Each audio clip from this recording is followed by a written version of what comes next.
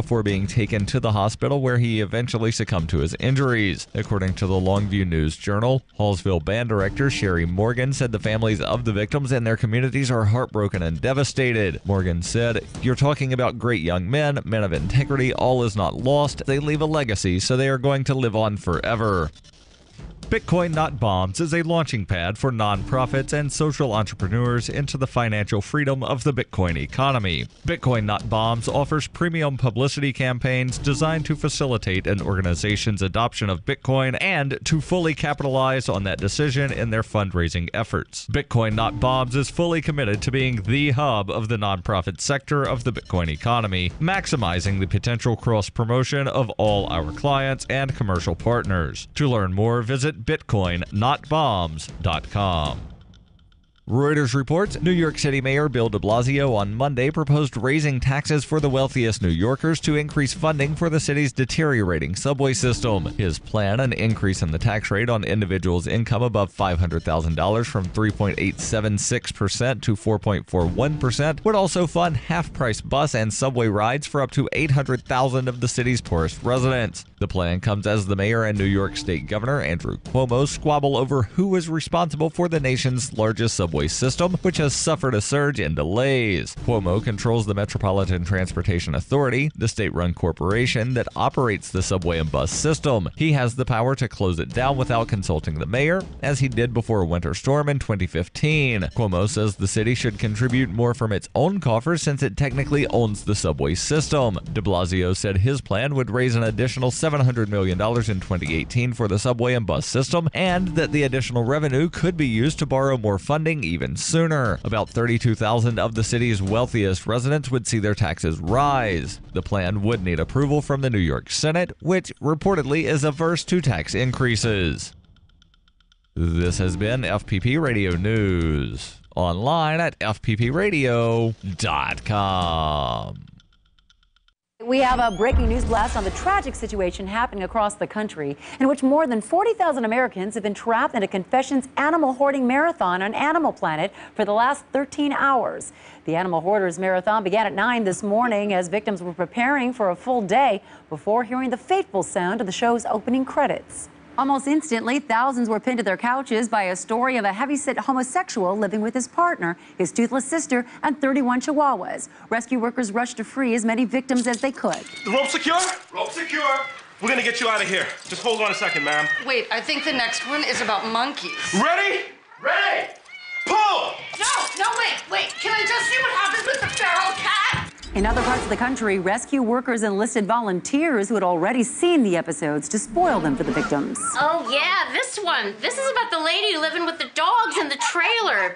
She doesn't even get evicted in the end. This is the Onion News Network.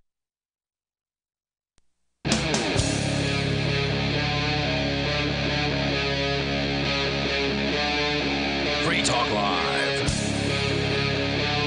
That's right, it is Free Talk Live, and you are free to call in and take control of the airwaves here. It's Mark with you. Hey, I'm Ian. And I'm sitting in the front seat today, Ian. Because you need a little driver's practice from time to time. Yeah, you may have something you need to take care of, so it's best for it to have me here. Well, we were going to have a special guest co-host tonight, but he hasn't made it back yet to the studio, so sometimes things go this way. Yep. So, this evening, what I found some show prep that I think is very interesting because it allows one to see into the mind of those with whom you disagree. So okay. I like this because it gives me an opportunity to see how people think. Now, it could just be if they think strategic disinformation. No, I'm convinced that people who disagree with me often have their opinion for good reasons. In many cases, for reasons that I held the opinion in the past. I've changed my opinion often, many times. Mm-hmm. So I'm happy to hear good arguments for it. But this is from the NewYorkTimes.com. What the government schools is in quotation here. We say government schools in the air often here on Free Talk Live because we consider it to be an accurate statement, right? They use the term government schools? Yes. What the government schools critics really mean. Well, the reason that we use the term government schools is because it's more accurate It is a better way to discern. Normally people will say public school. It's a better way to discern who's really in charge of this, because the word public is kind of it's a distraction. It makes you think like, oh yes, we're all in charge of the public. It's their schools. We are the ones who run the schools. When that's total BS. It's them, the government, the people calling themselves the state of fill in the blank, the city of, the federal government. These are the people, the school board, the school board. These are the people who are running the government schools. So let's call it like it is. They are government schools, because you could still have the other term is private school or homeschooling. But looking at private schooling, that kind of sounds like, oh, well, this is exclusive. Only a certain group is allowed. But the reality is private schools can be open to members of the public, meaning anybody who comes in there, they won't discriminate against them so long as they're willing to pay the bills to go to the school or they get a scholarship. So it's not like it's impossible for somebody to go to most private schools unless the school has specific rules saying, well, you have to be a Christian or whatever in order to go here. Right, and they may very well decide after you send your little atheist kid there, and they're, scoffing at the people saying prayers that, this isn't the school for you. That's certainly a possibility. Right. Yeah, I can't imagine many Christian schools would want an out atheist attending their school. Now, another thing that I believe is sort of a better reason to use the term government school is because this is an international program. Americans tend to get caught up in American talk, and we don't think that other people say things differently. But in Great Britain, where this show is relatively popular, it has some popularity, well, they use the term public school to refer to private schools, and private schools to refer to public schools. So using those terminology, they do. That's confusing. A public school is a very elite thing. Really? Right. So it is best to say the government school, because then you will know everybody will know right off the bat which school we're referring to. Right. So anyway, going on here with from the author here, it's Adam Macaulay, and he knows what you mean when you say government school. When President Trump recently proposed his budget, you got to spit it out like it's a cuss word, proposed his budget for school choice, which would cut more than $9 billion in overall education spending. I'd like to backtrack that for a second here. Like, these people love to talk about government spending as though this is the spending. Well, the amount of money that the government spends in healthcare isn't all of the money that's spent in healthcare. Sure. And the amount of money, the majority of it, though. Yeah, the government spends in schooling isn't the amount that's spent in schooling. So anyway, cutting $9 billion because we need all those. We've, of course, shown that spending and education are not correlative. Like, if the United States educational school system, the most expensive school system per student, has taught us nothing, it is that money and education are not do not correlate. Right, because other places spend less per pupil. And they get do far better results. Right. You can double the money. Go ahead. Double the money that you're throwing at education today, and you're not going to get even, 25% better results. You're not going to get 10% better results. I can't say exactly, but it seems to be non-correlative. So anyway, but put more resources into charter schools and voucher programs. You got to spit that out too, because charter schools have really been saving some crappy districts. There's certainly some crappy charter schools out there too. But they just hate that. Really, what this is a defense of teachers' unions, because that's the only thing you're defending with government school. I like to call government schools the worst school in a given geographic area, in a given district. Let's call it a district, because that's what they call their areas. In a given district for a given age group, 99% of the time. So 99% of the time in a given school, you pick your school district, pick 99 of them at random, pick 100 at random, 99 of them for a given, you pick a grade, that government school is going to be the worst one. And that's what we got to throw more money at, even though money's not correlative to education. Johnson, welcome. Oh, you didn't turn his mic on. Welcome, but I'm not turning your mic on. There you go. Thank you. Yes. So, yeah, I completely agree. I mean, it's a never-ending black hole of money is what these schools are. They yap about improvements, and we need this, and we need that, and nothing ever happens. No, and you can't really change it from the inside. It's so unwieldy, so humongous. To try to get in as a school board member and make an impact, it's impossible. And meanwhile, you see programs in these same areas, where you have these supposed budgetary crises, and you see schools that crop up around the areas where they'll be trying to run the school on some sort of shoestring budget, right? For the less fortunate. They'll try to do a school for the poor or whatnot, and they will outperform the other schools in the area dramatically. This doesn't often happen. See, if this were to happen more often in, the sort of the rich white areas, I'd guess you'd probably see more change in schools when they realized, oh, hey, this this is this type of thing happens. They're able to make these schools perform better on such a a limited budget. But that type of thing doesn't really happen in the areas where it's upper middle class.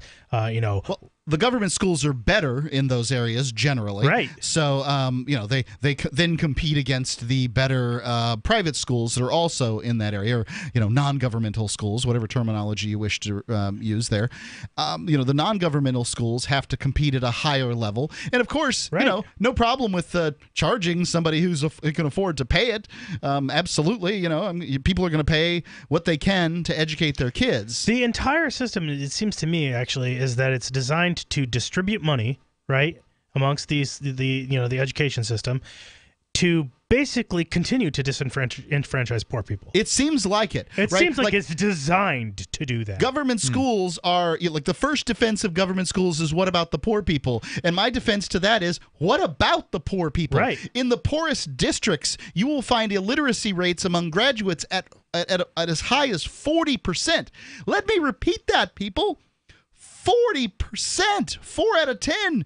2 out of 5. You pick your ratio here of the students that graduate, not the dropouts because they don't read, right? They're crappy. The graduates can't read functionally in these government schools. How do you know the dropouts can't read? I mean, maybe they're the ones who figured out that this is a waste of time. They're going to go out and teach themselves. Districts. In the poor district, they already hit the school-to-prison pipeline, and they're off in prisons. That's another great argument against government schools. What do you think do you think the representation for government schools is at, above, or below the attendance level of government schools, the normal sort of the societal attendance level at school? I would say that government schools are highly overrepresented in prison. Oh, I see what you're saying. Right. Those are if you go to government school, your chances of going to prison increase. How many of the prisoners you were in, because you were in prison for 9 years, how many of them were from government private school stock? Right. Very few. Yeah. Very few. So wait, what's the difference? Just saying that government... No, between the government schools and the prison. You're right, not much. Yeah. Some of the fencing. Can't go home at night. 855-450-3733. We rubbed you the wrong way on schools. Free Talk Live.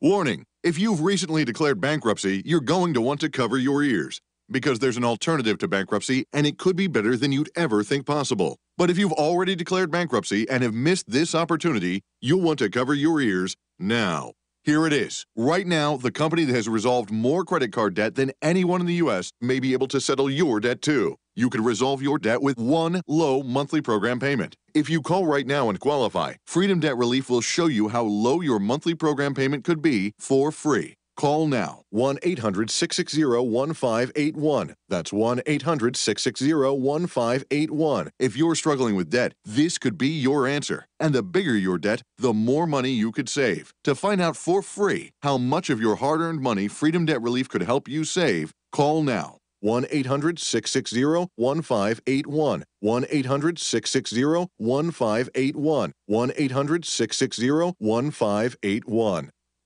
It's about time something new came along for better selling and buying online. And I found it. What now, Marge? It's buysellmakeoffer.com. Never heard of it. It's a brand new company. That's why you've never heard of it. It's the newest and best way to sell any products online. I did all the research. Sell my car? Yes. Our home? Yep. My golf bag? Your golf clubs. All of them. How about your purse collection hoard? Hey, now. You said any product. Right. I did. We get 30 days free. And membership is only $9.95. Yep. And buysellmakeoffer.com will never charge item fees, ever. Never. And this is cool. Listen to this. You can even use Skype or video to show your items. That's cool. Yes. All we have to do is go to the website, sign up, and then load our stuff to sell. I love this site. BuySellMakeOffer.com. BuySellMakeOffer.com. You got it? BuySellMakeOffer.com. BuySellMakeOffer.com. Better selling, better buying. The Free State Project has reached its goal of 20,000 liberty lovers who've pledged to move to New Hampshire and get active to achieve liberty in our lifetime. Perhaps you're trying to figure out what part of New Hampshire should be your destination.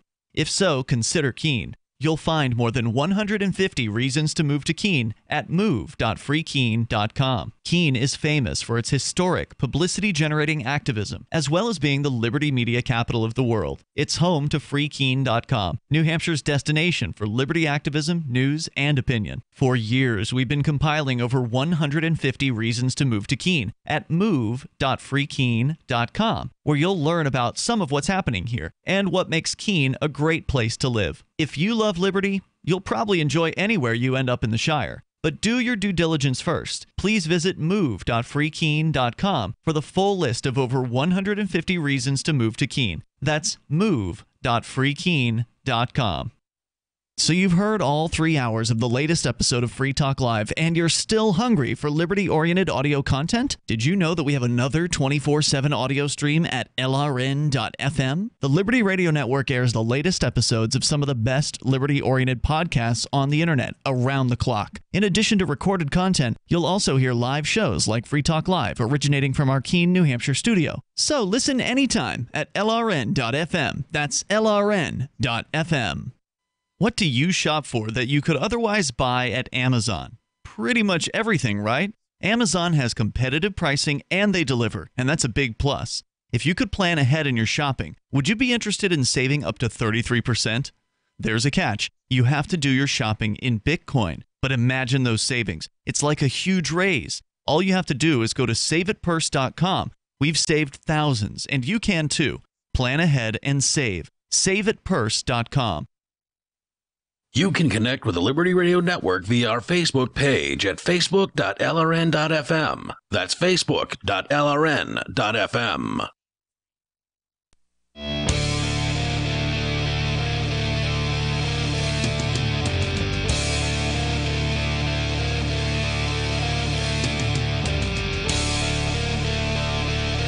It is Free Talk Live, and, well, you can call in and talk about whatever's on your mind.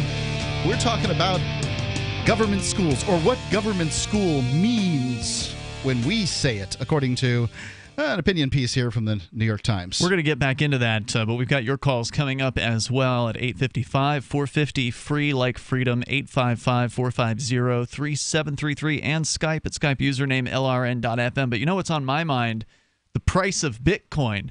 It's hard not for me not to have that on my mind. Wow. I mean, this last week for Bitcoin has been incredible. About a week ago, it was $2,700 US per Bitcoin. It's over $3,400 per Bitcoin today.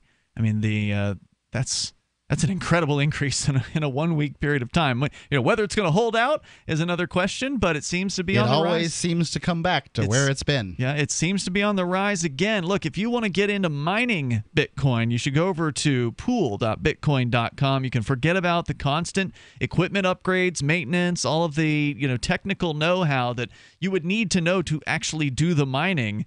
All you have to be able to do is put in an investment over at pool.bitcoin.com. Now, there's a handy calculator there that'll help you understand what you could possibly make. Just go to pool.bitcoin.com to get started. There's a 100% uptime guarantee, and it makes it easy to get behind this amazing cryptocurrency. And Mark and I are both doing this over at pool.bitcoin.com. Excellent. Let's go to the phones. We got George calling in from northern Georgia. George, you're on Free Talk Live. What's on Okay, I'm on the phone. What's the topic tonight, guys? Schools? I don't know, but you're a little distorted. Can you back away from your phone a little bit for me? How's that? That's much better. Okay, cool. All right, so you talking guys about are government talking schools. about schools and government control? Yes. All right, well, I'm 60 years old, okay? And I grew up on military bases all my life until I was 16. Okay. Okay. And then when Dad retired from California and we finally moved back to Georgia, where we were from, when I came back here as a sophomore, I had already learned everything that they were trying to teach me by the 7th grade. Yeah, they say that my last 2 years of school, I just kind of goofed off and floated through them. They say that about I Southern schools. I graduated from a Southern school, too. No, it was all schools. It was all schools. Okay. Okay. But on a military base, I knew how to use a slide rule and do log books when I was in the 7th grade, okay? And everybody else did, too. But our school system in general, and if you look back through history, the kids, if you had a 6th grade education in the 1850s, you already knew how much corn was in a bushel, and you knew the increments, you knew everything, you knew everything. But nowadays, I mean, I go to the store nowadays, and kids can't even write their name on a check in cursive. God help them if the machine doesn't tell them what change to give back. Oh my goodness! Exactly. And I mean, so I don't know what's going on with our school systems, but and the kids aren't stupid. They're not stupid. I've met them. Okay, and I'm raising grandbabies now. Right. I mean, to assume that kids have gotten dumber is a pretty cheap way out. One would presume. Oh no, the kids aren't any dumber. The school. They ask you questions. They ask you questions. The grandbabies will ask you questions, and if you just say because I said so, right, they don't learn anything. No answer. Right. You gotta. They have the potential to learn, but if that's being squandered by the system, then it does result in people who are ineffective. Maybe they could, again, be effective and good at being adults and all that, but the government schools just sort of wipe that out. And I've seen some cool things that are going on in the schools here in the South now. There's actually companies. Georgia's a very progressive state. There's actually companies that are donating money and for robotics and everything else. No, I mean. Yeah, they weren't learning that. They weren't learning that in the 1850s, were they? Thanks for the call, George. Appreciate it. Thanks. The number is 855-450-3733. If you've ever seen one of these tests, I've seen them from like the early 1900s. George is absolutely right. It's amazing what 6th graders needed to know to graduate from 6th grade back then. And then, of course, once you make high school government funded, well, then it becomes less relevant. Well, don't worry. Once we make bachelor's degrees government funded, that will become less relevant. As the government gets more involved, it just gets less and less valuable. Let's go to Clayton calling in on Skype. Clayton, you're on Free Talk Live. What's on your mind? Hey, guys. I know y'all are talking about school, but that's boring. I'd rather talk about something else. I'd rather talk about Blockbuster Video. You guys were talking about that yesterday, and it touched my heart. Yeah, we were talking about the last 10 physical Blockbuster Video locations that exist. They're still open in the United States. Most of them, 6 I think of the 10 or so, are in Alaska. 3 of them, I believe, were in Oregon, and 1 in Texas. Fascinating stuff. Yeah, now I've actually been to the one in Texas, just as a coincidence. Yeah, it's near McAllen, Texas. When? How long ago? This was years ago. It was before it was the last one in Texas. I see. Okay. So long ago. Yeah. But it'd be super interesting, I think, to go back and check it out. But yeah, would it though? I mean, it should be like like you're walking into the past. I mean, it's probably the exact same experience. Yeah, isn't there something from your past though, when you were a kid, that you were like, I wish I could just walk back into that experience? Sure. I mean, it would be nostalgic, I guess, would be the right term. But would you actually rent a movie, or would you just go in and walk around? Oh, I totally would rent a movie. Yeah. So okay. I'm a typical millennial cord cutter, streaming. But when my wife and I started dating about 6 years ago, we got into this habit of every Monday we would go after work to Blockbuster and look at all the movies and talk about which one we were going to watch. And we'd rent the movie. We'd go have a pizza or something. And it was just like this really great ritual. Mm-hmm. And we continued that on until like the last Blockbuster in Oklahoma City where I live closed. And we were driving like 25 minutes each way to get just to go to like, Blockbuster. Blockbuster. Yeah. Cause that was a really cool experience. And it's something I miss, but there's another video chain that's kind of come into this market, Family Video. Really? And yeah, they're the largest video rental chain in the United States. They're still in business? Oh yeah, and they're expanding. They're what growing. Do they know that Blockbuster didn't? They know to own their own real estate, so they don't have to negotiate leases with landlords. Huh. And they know to co-locate their businesses with pizza franchises that they also own. Ah, okay. Sounds Very smart. It kind of reminds me of the new arcades. At least I say new. The last time I was in one of these things was probably a decade and a half ago, but it was still beyond sort of the lifespan of serving alcohol and pizza. And that's what they were doing. Yeah, they had Chuck E. Cheese for adults. Basically, yeah, they had alcohol. They had a bar. They had, you described it. They had a DJ, right? A DJ spinning tunes in there, and very expensive arcade games. Very expensive. Like I didn't want to play anything. $2 to play. It's ridiculous. Yeah, it was crazy. We were at the pizza place here in town. They had an old Galaga or Pac-Man machine, and it was like $1. It was insane. Oh my god! Thanks for the call, Clayton. Oops, sorry. 855-450-FREE. That's 855-450-3733. Free Talk Live. Ralph, remember when you said you were going to start paying more attention to your health and now you're eating potato chips? Just a few. A few, okay, but you should be eating Super Berries Aronia berries. Aroni what? Aronia berries from superberries.com. They're known for having one of the highest levels of antioxidants that helps with overall wellness. Go to superberries.com/radio. And right now we get a free smoothie recipe book with our order. Plus we can save $4 at checkout. Wow, look at all the benefits of these berries. I know, Ralph, I know. Choose health. Eat purple. Superberries.com. If there's a toxic chemical, biological, gas, smoke emergency while traveling at home or on your job, are you protected? Are you prepared? There are over 400,000 fires in the USA every year. Up to 85% of all deaths in a fire are due to smoke inhalation. 3 minutes without air, and we as humans will die. Be prepared and escape safely with our Safe Escape Smoke Hoods, giving you up to 60 minutes of breathable air protection. Order yours online at ase-safety.com. That's ase-safety.com. And get up to 40% off plus free shipping. This is Michael Dean from the Freedom Fiends. I've run websites since 1996 and have used over a dozen web hosts in that time. AgristHosting.com is the only one that hasn't broken my heart. Agrist Hosting's uptime and service is stellar, and their DDoS mitigation is the best I've seen.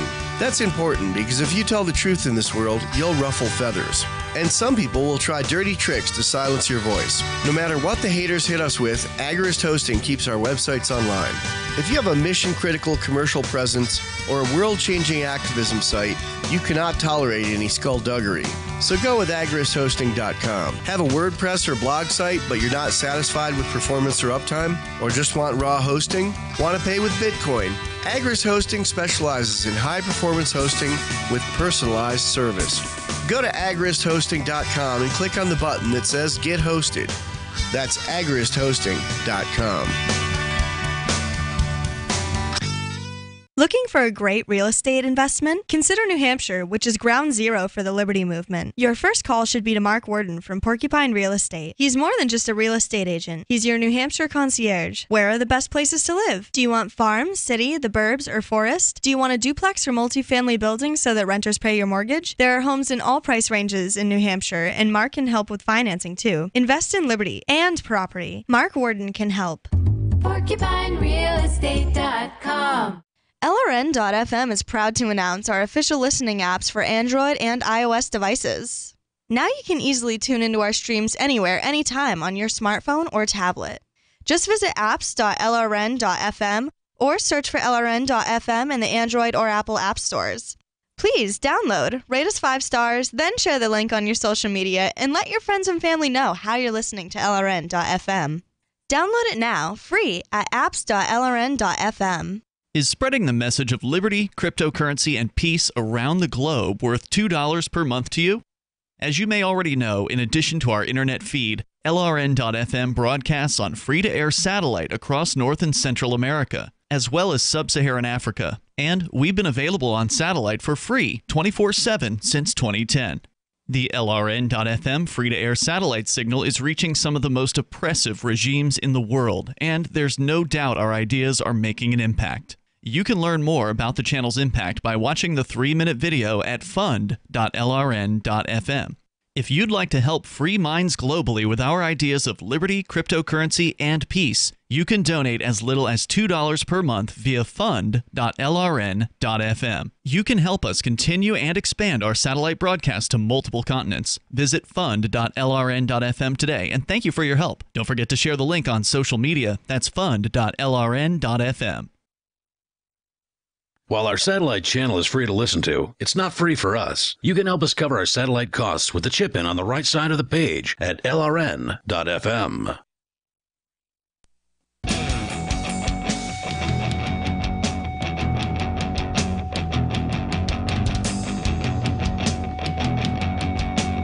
It's Free Talk Live.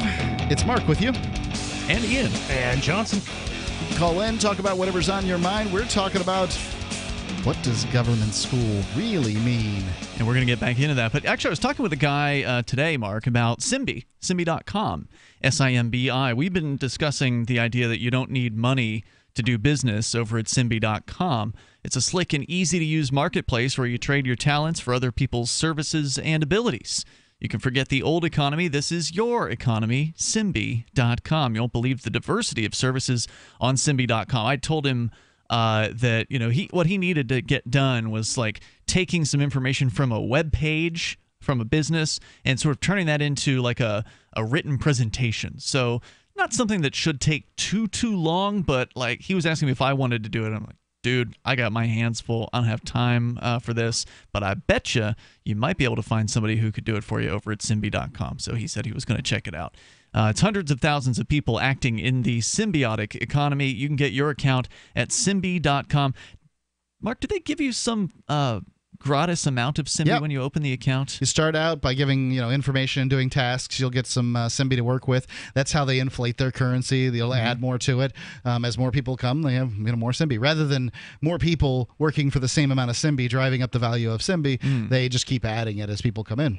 So you can get your account now over at Simbi.com. Take a look around. Post your services, SIMBI, Simbi.com. So, this article that's from the New York Times, it is going on here and saying, okay, so that's Donald Trump, promised to take a sledgehammer to what he is calling failing government schools. Wait. Before this, they mentioned a $9 billion cut. And I think that something that we didn't mention, and I don't know, but normally when the government talks about cuts, they're usually talking about cutting the proposed increase. Do we know whether this particular cut is the typical cut of cutting a proposed increase in the budget, or are they actually talking about taking out $9 billion from last year's budget? Because it's almost never that. I wouldn't be surprised if that's what they're talking about, because charter schools and voucher systems rarely give the amount that government schools get per student, if that makes sense. So here in New England, it is not unusual for a government school to be about $15,000 per student. I know people are aghast around the nation, but that's true here in New England. I think it's like 20 here. Whereas if you were to send your kid to a charter school, that charter school's maybe $5,000 going to follow that kid. That's $10,000 that is saved by sending the kid to the government school to the taxpayer. Now, of course, the government school proponents are like, look, that's $10,000 worth of education destroyed. Well, it's not. If you would have to prove first that money is correlative to education, and they've yet to do that. Right. We've got decades worth of the United States proving that's not true. So anyway, going on. That's harsh language for the places most of us call public schools, where nearly 90% of American children get their education, and falling, by the way.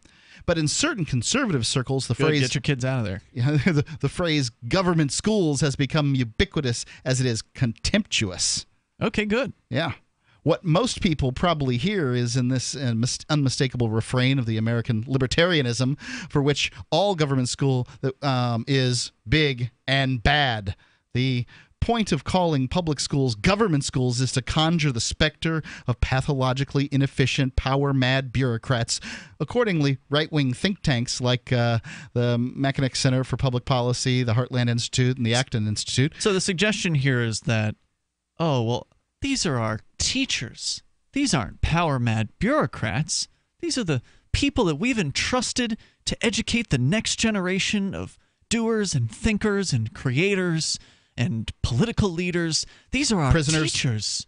Illiterates. The idea being that teachers mendicants, ne'er-do-wells. The teachers, the government teachers, are somehow a separate group. They're better than the average bureaucrat. They're not just these lowly pencil pushers. I think that, well, for one, I believe that teachers are better than the average bureaucrat. But I think that no one is free from the tentacles of bureaucracy. No way. Teachers are the worst. Why? Well, my because experience. They are. I mean, I think the teachers are the ones who are like they drive for the property tax, and that is, I think, the most direct and kind of worst tax in many ways, and they are just the fuel behind it. I feel like without teachers and without the teachers driving behind it, we'd have had a lot of tax reform, and there would have been a lot bigger of a hill to climb up for all the rest of the taxes that have been imposed since that are tacked on because people get used to these ridiculous property taxes and the big ticket that comes along with it. Yeah, I don't disagree that teachers, the teachers and teachers unions certainly, and they're believe, the loudest voice. Blah, blah, right. and they're the and loudest, most respected, and they're the loudest ones for liberalizing America. Really, I mean, they're the ones who are, and they always get to put the kids out in front of them as their you don't want to hurt the kids. They are the front lines for government, as far as I'm concerned. All of these critiques are accurate. I just think that my experience in private schools versus my experience in public school is that teachers in public school or government school aren't that different than the private school teachers sort of on the face. I mean, they provide a service that is similar, Well, some of them way. end up being private school teachers. But they get sick of the government schools. And the then they bureaucracy. and they'll work for less at the private school. And they'll tell you to a T, everyone I've ever asked this question is, do you like it better? Yes. I don't get paid as much, but I love the educational freedom to be able to do the class the way I want to. To be able to actually teach. Right. It's almost always what they say. Right. The bureaucracy can be soul killing. It's stifling. And that's true for them too. The functioning level bureaucrats in whatever the government agency is, these people, they're just ordinary folks. Well, they're all just ordinary folks, but they're dealing with the bureaucracy more than any of us are, and it's worse for them than it is anyone else. So going on here, the Acton Institute have in recent years published screeds denouncing the command and control mentality of government schools that are prisons for poor children. All of these have received major funding from the family of the Education Secretary, Betsy DeVos, either directly or via her donor group. So, I remember hearing about that lady getting appointed. Wasn't she? What was her deal? This Betsy DeVos. What was her claim to fame? Yeah, basically an advocate for diversifying Wasn't she like a homeschool education. person or something like that? All those things. Yeah. I mean, I'm sure I don't agree with her on everything Probably by any not. stretch of the imagination, but I think she's an interesting one to have in charge of this agency. The fact that Trump appointed her, I think, is very interesting. Let's go to Skype. Stephen from Ohio. Stephen, you're on Free Talk Live. Stephen? Yes, Pardon me. Stephen. First, I'm actually going to comment on the school issue. I've thought for quite a while that public schools were just a means to brainwash children into believing in the state. People say I'm an extremist when I say that, but it really is the truth. At my commencement for my last year, we had to stand and say the pledge. They were talking about how great America is, et cetera, et cetera, et cetera. And I wonder why nobody questions it. As said, I think it might just be like, kind of like a church brainwashing religious children in a way. In many ways, yeah. Yeah, absolutely. But what I was actually going in about was parenting. Do you think, aside from cases of abuse, do you think there really is such thing as a bad parent? And do you find that to be an objective term or a very subjective term? So first off, I think that it's very, very easy for people to come up with their opinions as to why somebody is a good parent or a bad, usually just a bad parent, because everybody does things differently. And usually everybody thinks their way is the right way. Right. Well, at the very least, I don't think my way is necessarily the wrong way, because you can't parent the way another person would parent. You've got a personality. Inarguably, everybody's got a personality, and you can't develop a new personality in order to parent the way that some other guru or whatever, or somebody on Facebook or whomever says that you should be parenting. It's just kind of ridiculous. But Stephanie, if you'll just hold the line here, I'd like to continue talking about it. The number is 855-450-3733, 855-450-FREE. Do you think that somebody can be a bad parent as long as they're not abusive? Free Talk Live. If you're a sleep apnea sufferer who's on the go to your phone. Because if you give us a call right now, you'll be able to try the world's first portable mini CPAP device absolutely risk-free for 10 restful nights. It's the Transcend Mini CPAP, an engineering marvel that's as small as a soda can and weighs less than a pound. Its unique design is so small and so light, you can fit it in your briefcase or purse to use anywhere you go. No more dragging around a big, bulky CPAP. Even better, now you can try Transcend absolutely risk-free for 10 restful nights by calling minicpap.com, 1-800-768-3138. Transcend is FAA compliant too, so you can even sleep comfortably while flying. You can also add a battery pack that's as tiny as a deck of cards. So now you can enjoy the freedom to sleep comfortably anywhere. But don't wait. To receive your 10-night in-home trial, call minicpap.com now, 1-800-768-3138. That's 1-800-768-3138. How did you become addicted? A friend? Were you at a party and someone said, "Hey, try this"? Then you got the cold sweats and started shaking. And the more you did it, the more it didn't work. So you switched to the needle. Now you're a train wreck. Drinking, drugging, broke. Your family hates you, and you hate you. Get out of your hell on earth now. Call the Detox and Treatment Helpline today for immediate help. In many cases, your insurance may cover the costs. We can't guarantee it, but we can guarantee we have what you need to change your life for the better. Pick up your cell phone and call right now. 855-700-2979. 855-700-2979. 855-700-2979. That's 855-700-2979. It's The Onion Radio News. General Motors reports record sales of its new disposable car. This is Doyle Redland reporting. General Motors has announced a 56% increase in earnings this year, attributing much of it to February's wildly successful launch of the GMC Whim, the first ever non-refillable disposable automobile. Debuting at a cost of $1,100 each, the vehicles are flying out of showrooms as quickly as dealers can stock them. Whim enthusiast Glenn Shriver. I recently consumed 4 vehicles driving from my home to Daytona Beach for the first annual Whim Owners Convention. I've already collected all 8 colors. Rival automakers are preparing to counter with their own lines of disposable cars, including the Ford Temporare and the Chrysler Dumper. The 2002 Mitsubishi Ditch will be unveiled later this year with a projected sticker price of $799. Doyle Redland for The Onion Radio News, online at theonion.com. You may already know about the Free Talk Live audio-on-demand phone line at 641-793-9660. Did you know that not only can you listen to Free Talk Live via your phone, you can also leave a message and have it delivered to Free Talk Live's hosts? To leave us your thoughts, just dial 641-793-9660. That's 641-793-9660. Press 2 for Free Talk Live, and then hit 0 to leave your message.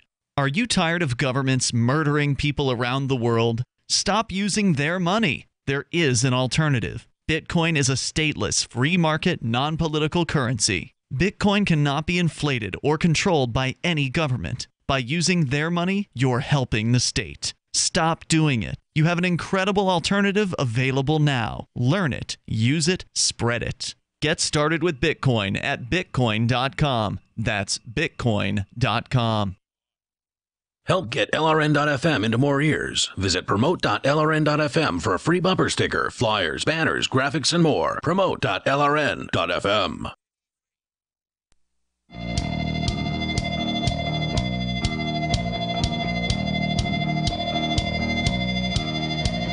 Talk Live's live Tuesday night edition. It is Mark with you. And Ian. And Johnson. You can call in and, you can answer Stefan's question here. Stefan's asking do we think that there are objectively bad parents? Accepting parents that are obviously abusive and that sort of thing. Objectively? I think that's a tough question to answer. I think that everybody's got their opinion about what good parenting and bad parenting I think they do. And I certainly am not, I'm no shrinking violet when it comes to giving my opinion.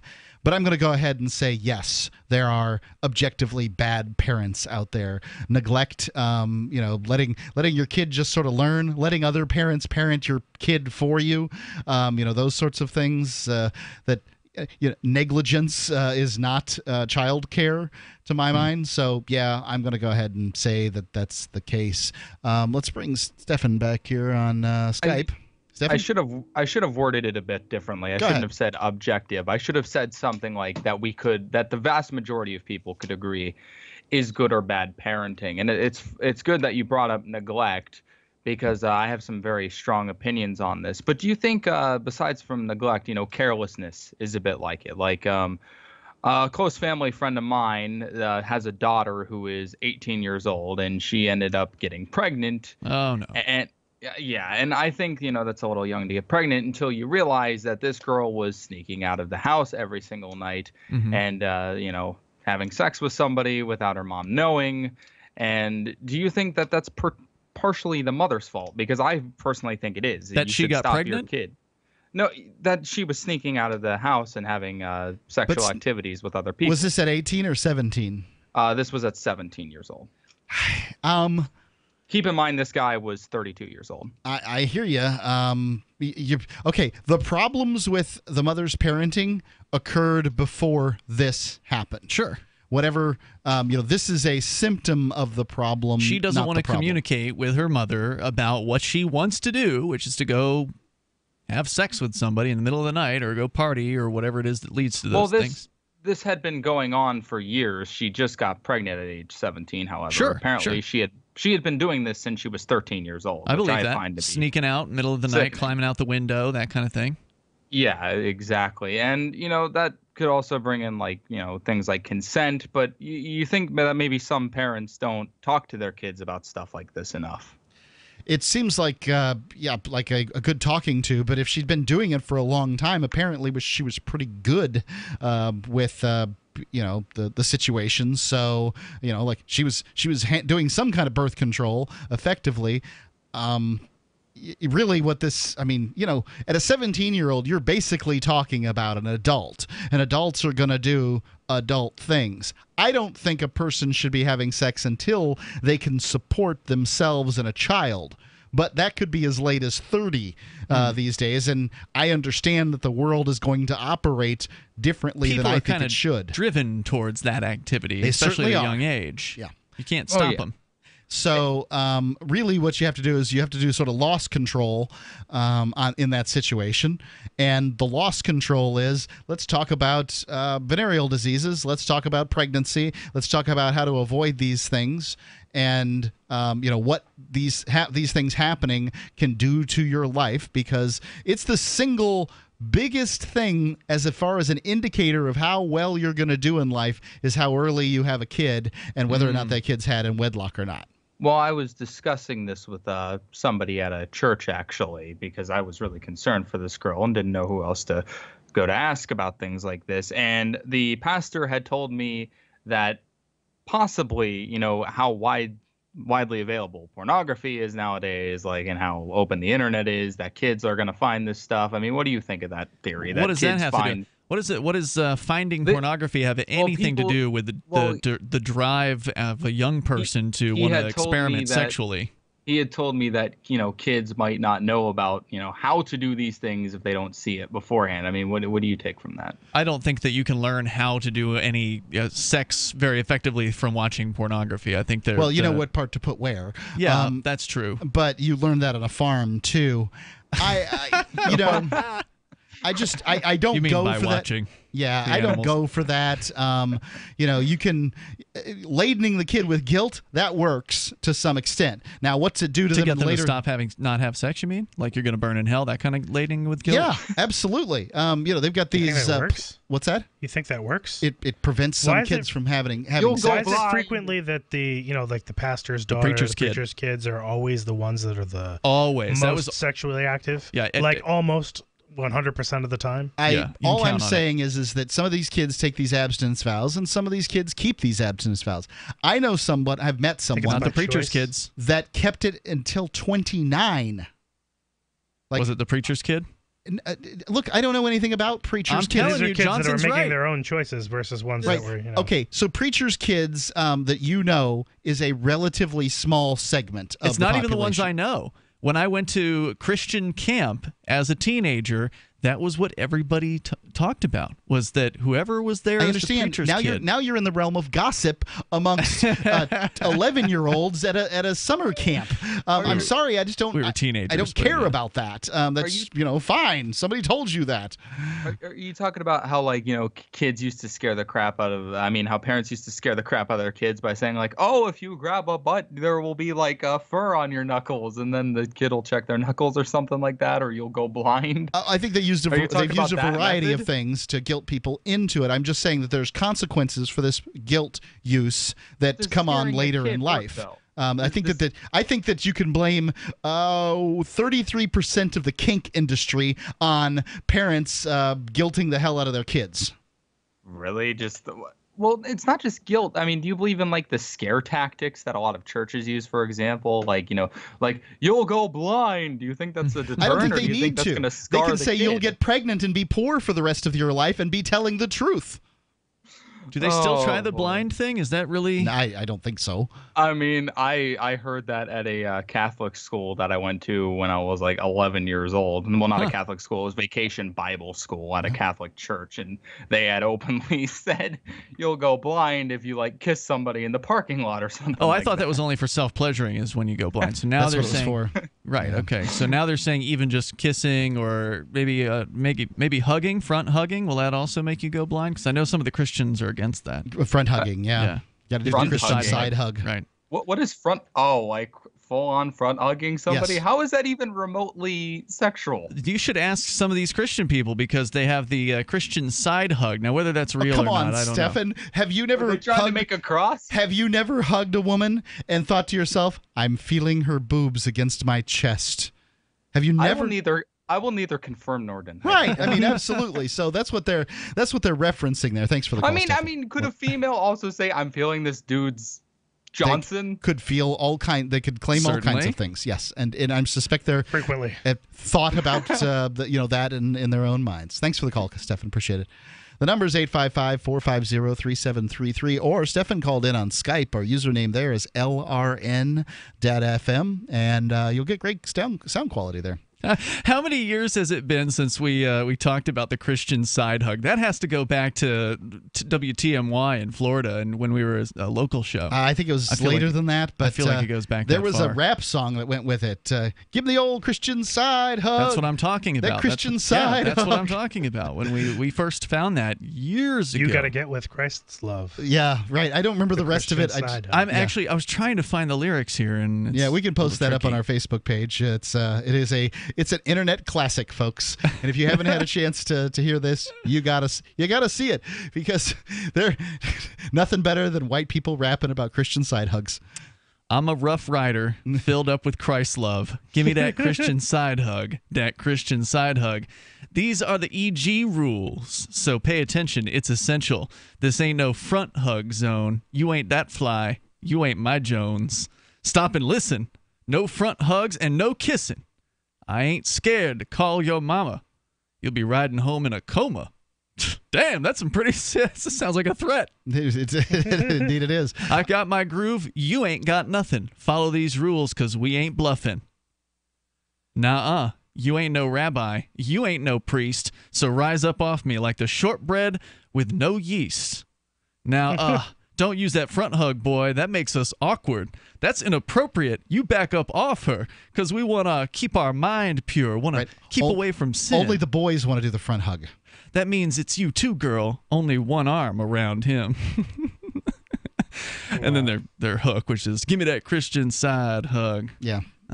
We be walking like, we be talking like, we be side hugging every day and night. It's how we do, fool. This ain't no club, so don't be hating on me when I show no love. We living holy, it ain't no thing. So put your hands in the air and let that shoulder hang. There's more. This goes on. Oh, yeah. Yeah. Somebody got paid for that song. There's no doubt. Yikes. It's awful. The number is 855-450-3733. 855-450-FREE. More about government schools here on Free Talk Live. When I hug people, I leave room for the Holy Spirit. Have you wanted to get into Bitcoin mining but don't want to deal with the hassle and frustration of operating the mining hardware? Let pool.bitcoin.com handle it for you like I did. For an investment of as low as $129, you can have a lifetime mining contract and support the Bitcoin network. If you already have mining equipment, you're invited to join pool.bitcoin.com. It's the most profitable pool for miners, paying 120% of the block reward. That's pool.bitcoin.com. Do you want to help build a better financial system for everyone? Join Dash. Dash is Digital Cash, a digital money platform designed to replace cash and help people manage their own wealth. It's fast and easy. Fees are low and transactions are confirmed instantly. Dash is decentralized, run by users who earn rewards for helping run the network and make governance decisions. Dash is set up to succeed where other platforms have failed. Give it a try. Dash.org. Help people take control over their financial future today. Find out more at Dash.org.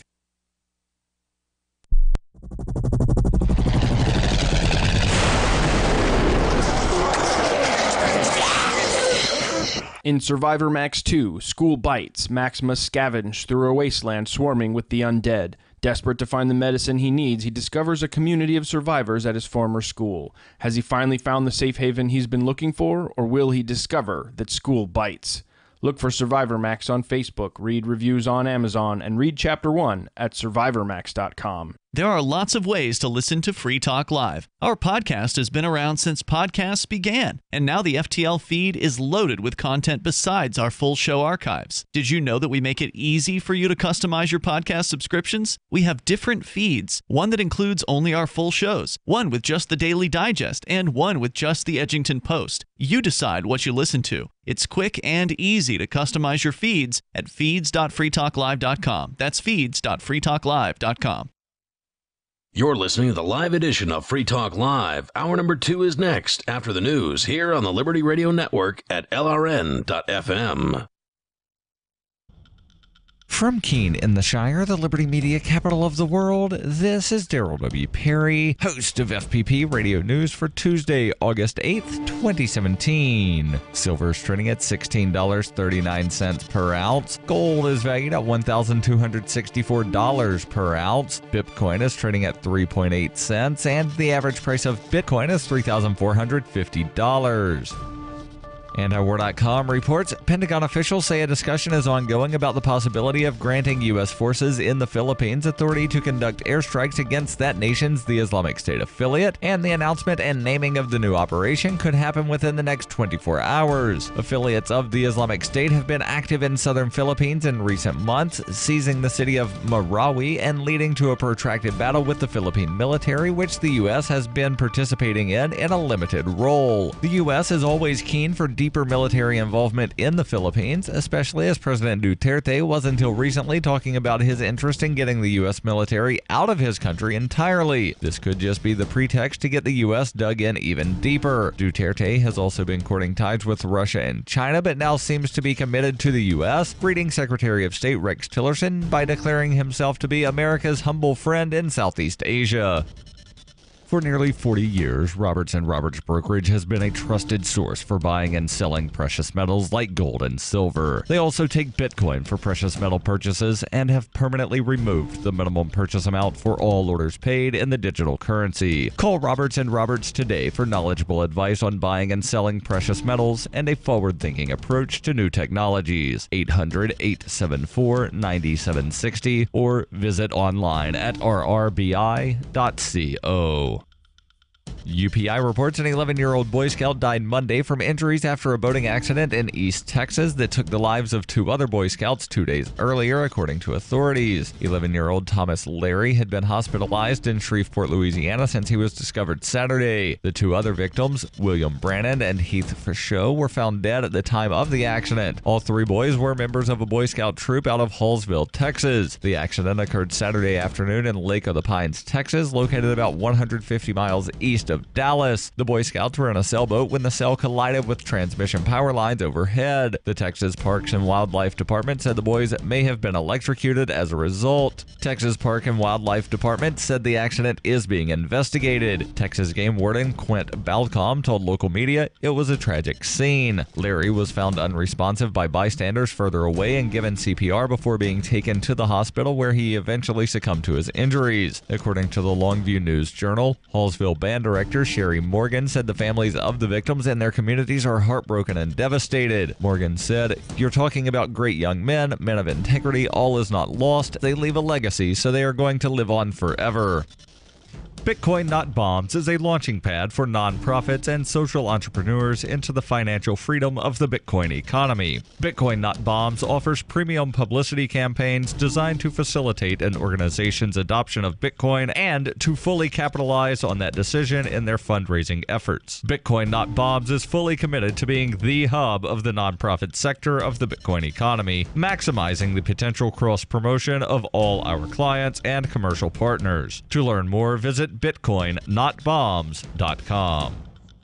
Reuters reports New York City Mayor Bill de Blasio on Monday proposed raising taxes for the wealthiest New Yorkers to increase funding for the city's deteriorating subway system. His plan, an increase in the tax rate on individuals' income above $500,000 from 3.876% to 4.41%, would also fund half-price bus and subway rides for up to 800,000 of the city's poorest residents. The plan comes as the mayor and New York State Governor Andrew Cuomo squabble over who is responsible for the nation's largest subway system, which has suffered a surge in delays. Cuomo controls the Metropolitan Transportation Authority, the state-run corporation that operates the subway and bus system. He has the power to close it down without consulting the mayor, as he did before a winter storm in 2015. Cuomo says the city should contribute more from its own coffers since it technically owns the subway system. De Blasio said his plan would raise an additional $700 million in 2018 for the subway and bus system, and that the additional revenue could be used to borrow more funding even sooner. About 32,000 of the city's wealthiest residents would see their taxes rise. The plan would need approval from the New York Senate, which reportedly is averse to tax increases. This has been FPP Radio News. Online at fppradio.com. Tides are caused by the moon. The moon's gravitational pull also sucks up the feces and urine of the ocean floor, dumping it in the intertidal zones. The tide goes out, revealing pus-filled cysts known as tide pools, while the moon itself remains hypocritically pristine. Crabs are one of the many disgusting denizens of intertidal pools. They feed on feces and corpses with their demonic mouths. Scuttling hither and thither, they compete relentlessly for the juiciest excrement. Finding a walrus turd is truly nirvana for these abhorrent beasts. After accumulating too much filth to move, crabs bathe themselves in the ocean. Waste floods off the crab's exoskeleton and back into the tide pools as the cycle of shit begins anew. This is the Onion News Network.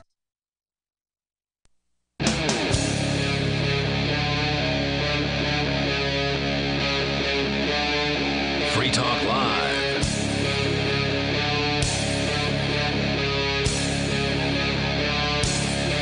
It's Free Talk Live. It's the live Tuesday edition. You can call in and talk about whatever's on your mind. It's Mark here. I'm Ian. And Johnson.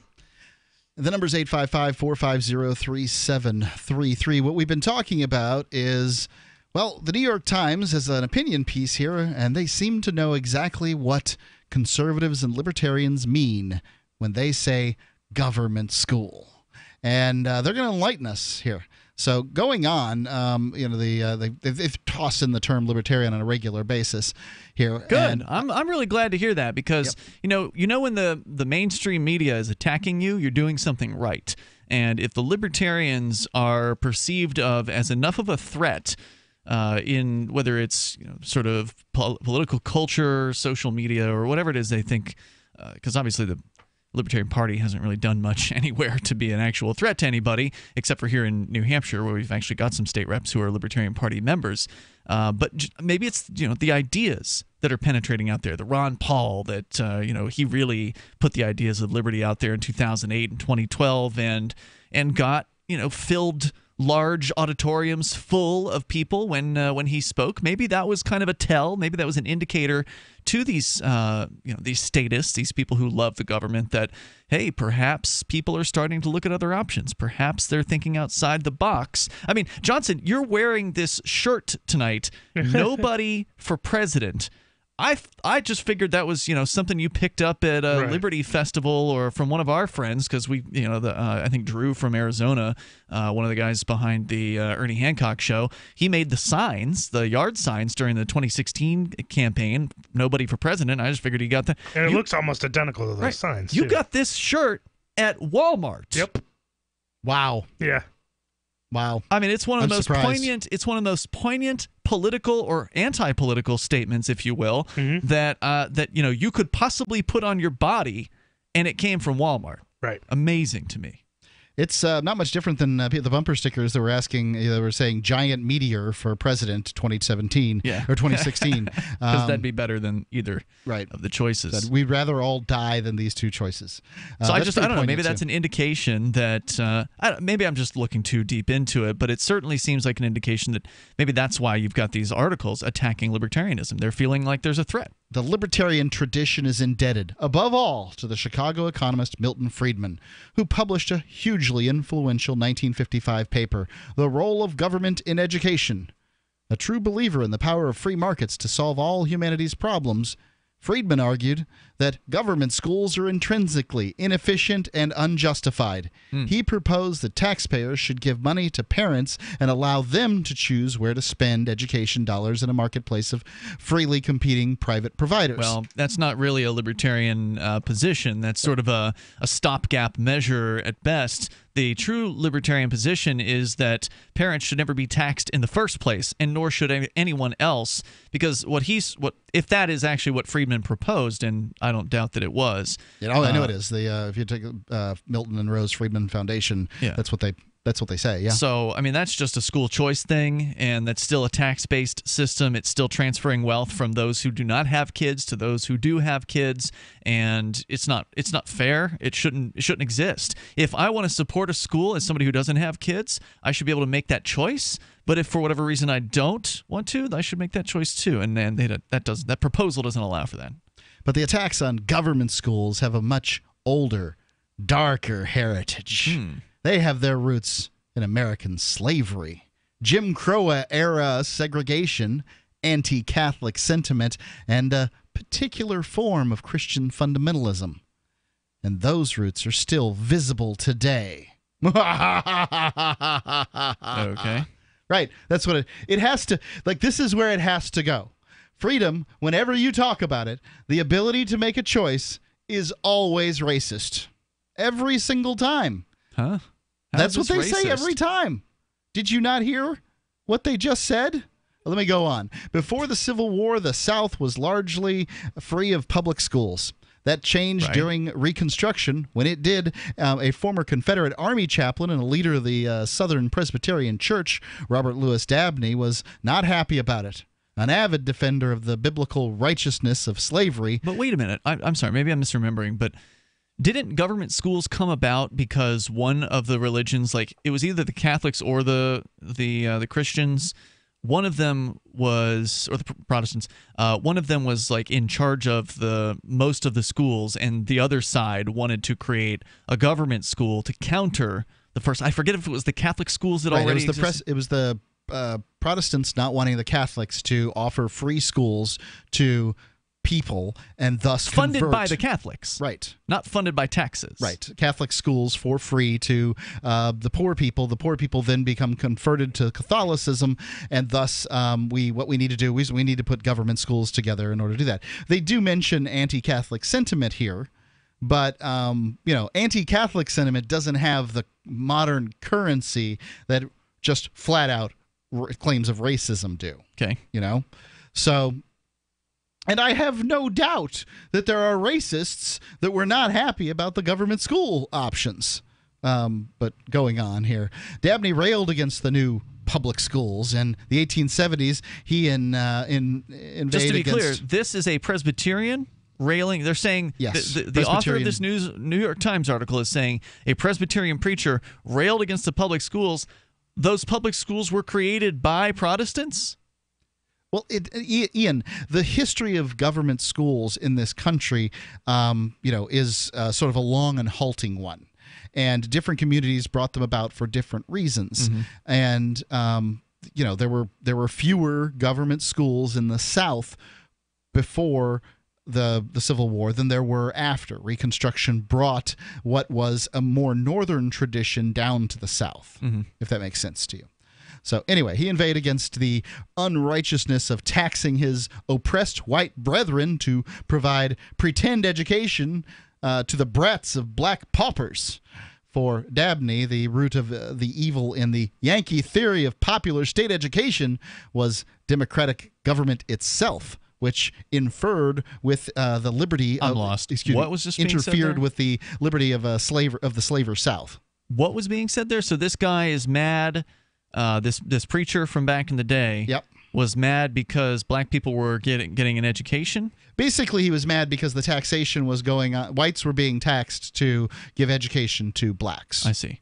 So just because some guy in the 1800s was a racist, that means everybody who's against government schools today is a racist, is what the extrapolation is from this article? This is an opinion piece from the New York Times. Yeah. The irony being that the schools, in the 50s, is that's when the schools taught all the kids to do the Nazi salute and probably before that, earlier and than swear that. to give up their freedom in order to die for nationalistic socialism, right? Wasn't that? It's a Nazi salute, right? And then the Pledge of Allegiance written by a socialist, by a National Socialist. Yeah, but that would have been early, late 1800s, early 1900s.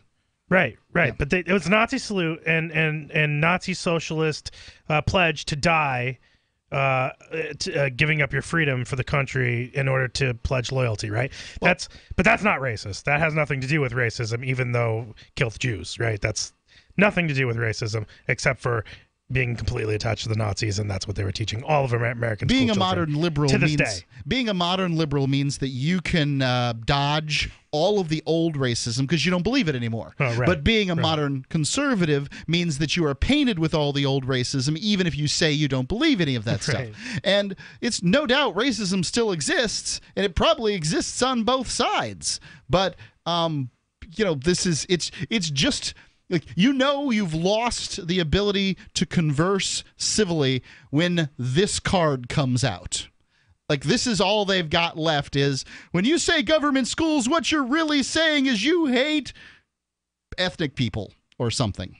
And it's a tired old saw. According to that's why we have the complete flip side now, where you have all the conservative now who have decided to just go full on we're the alt-right and just adopting racism in its entirety. That's not necessarily the extreme that you want to go to either, I would say. The Bellamy salute, according to Wikipedia, was officially replaced by the hand over heart salute in December of 1942. Okay. 855-450. Good timing. 855-450 Free Talk Live. Ew, get the stinky dog away from me. Bad breath and bad gas. Petey stopped eating. All his hair fell out. Itching, licking, missing fur. At least $5,000 in vet bill. Creams, antibiotics, sprays. No results. Everything we tried failed except the Dinovite. DINOVITE.com. If you want the dog to be healthy, you got to feed it something healthy. The omega-3 fatty acids. Flaxseed, zinc, alfalfa. The digestive enzymes that are cooked out of regular dog food. Dinovite is nutrition. The shedding is stopped and the itching is stopped. Her coat is now soft, it's silky, it's healthy and shiny and glossy. She's got life. She's got energy. Tons of energy, no more bad smell. Dynovite's the bomb. Dynovite is the best thing that's ever happened to my dogs, besides me, of course. 859-428-1000. 859-428-1000. Dynovite for life. DINOVITE.com. Join me, George Norrie, in Joshua Tree, California, May 19th through the 22nd for the Contact in the Desert UFO Conference, a weekend of in-depth exploration into ancient aliens, human origins, crop circles, UFO sightings, and new evidence of ongoing contact. The conference will feature panels, lectures, films, workshops, and field work with leading experts including me, Dr. Stephen Greer, Giorgio Tsoukalos, David Wilcock, Corey Good, Graham Hancock, Linda Moulton Howe, Jim Mars, Michael Tellinger, Eric Von Daniken, Doc Wallach, and many, many more of the biggest names in ufology. Joshua Tree Retreat Center offers the perfect place for sightings through the clear desert sky. Last year, hundreds saw several real craft up there, as we reported on Coast to Coast. Tickets to Contact in the Desert are available at contactinthedesert.com. That's contactinthedesert.com, or by calling 323-721-1743. That's 323-721-1743. Since time began, tyrants have taken aim at personal liberties. Now there's a movie that aims back. The government has no more right to tell us what to put in our bodies than they have to take our guns or tell us what books we can read. 6 drug police were eaten by bears while raiding a marijuana farm. On your knees, you dirty hippie! Jesus. On your knees! What's the problem, officer? Today, many cops who enforce pot laws do so only because it provides them with cushy jobs, good benefits, and a chance to push people around. I was an undercover narcotics officer. The drug war is nothing but a farce. The Second Amendment says you gotta keep you and your gat intact. Guns and Weed, The Road to Freedom. A film by Michael W. Dean and Nima Vadadi. DVD available now at gunsandweed.com or on Amazon. That's gunsandweed.com. Makes the perfect gift. Remember, that's gunsandweed.com. DVD, books, music, instruments, periodicals, computers, software, electronics, photo, cell phones, office products, home and garden, bed and bath, furniture, kitchen, pet supplies, automotive, hardware, apparel, shoes, jewelry, grocery, healthcare, sports and outdoors, toys, games, used, and more. It's a department store at your fingertips. Shop.freetalklive.com. Get all your shopping done, get a great deal, and a portion of your purchase goes to benefit Free Talk Live when you enter Amazon via shop.freetalklive.com. I love My Magic Mud. I drink a lot of coffee. I had stains on my teeth. Then I found My Magic Mud, and I was told it would remove stains. So I paid attention when I brushed the first time. My Magic Mud is black tooth powder, and the difference it made in my teeth in one application was noticeable. With 4, my teeth were as white as you normal folks out there. Please go to mymagicmud.com and buy a jar. There's 150 applications for $25. You can use Bitcoin. mymagicmud.com. This is the Liberty Radio Network, broadcasting the latest liberty-oriented audio content 24 hours a day at LRN.FM.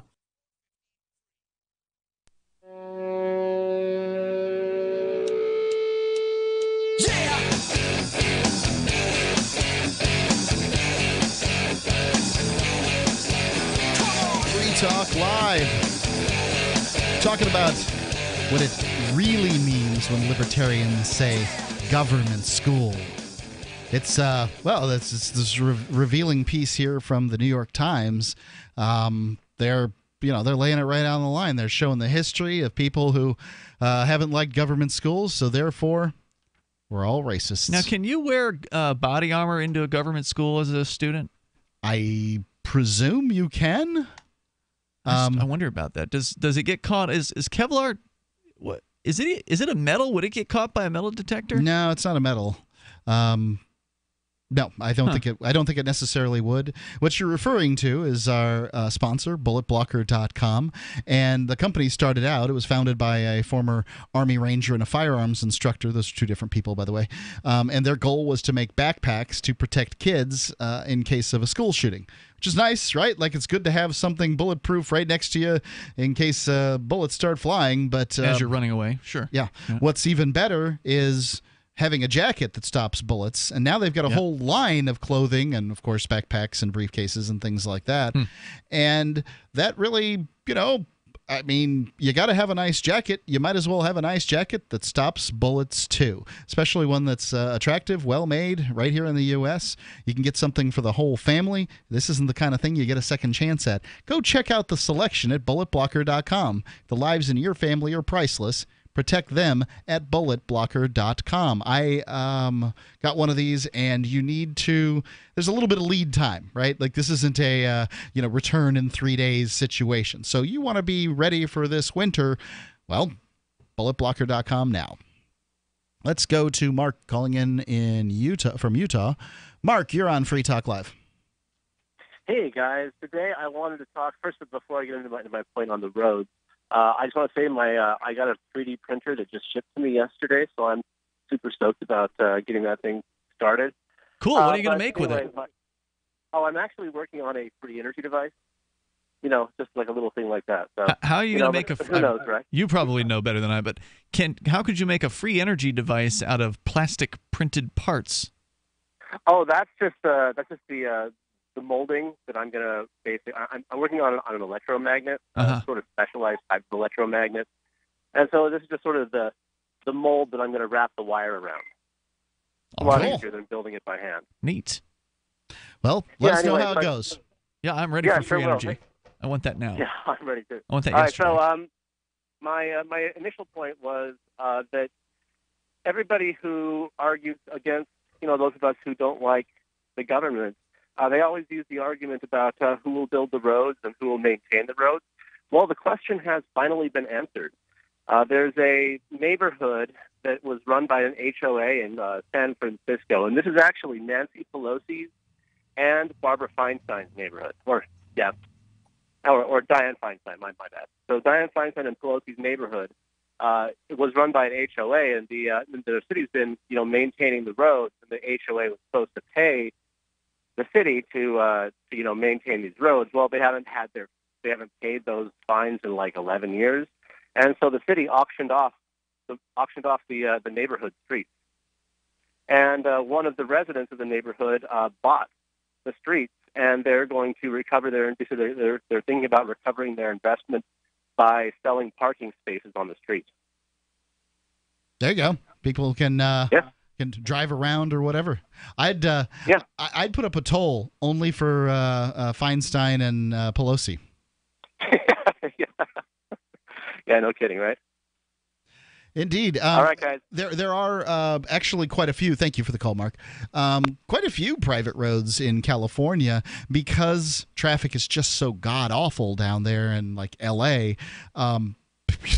People have opened up private roads that people are willing to pay in order to get to work more quickly. They're willing to pay a subscription fee to be able to ride on these roads that are completely private. So, the answer to that, to the question is who will build the roads, is anybody who wants to make a profit. When somebody asks who will build the roads, they're not actually asking whether or not the private market can adhere asphalt to the ground, because we know the answer to that. The private market already paves the roads, the parking lots, and all these other things. Government just pays them to do it in some cases. What they're actually asking is, pays them too much. How are we going to make roads without the power of eminent domain to threaten people out of their property?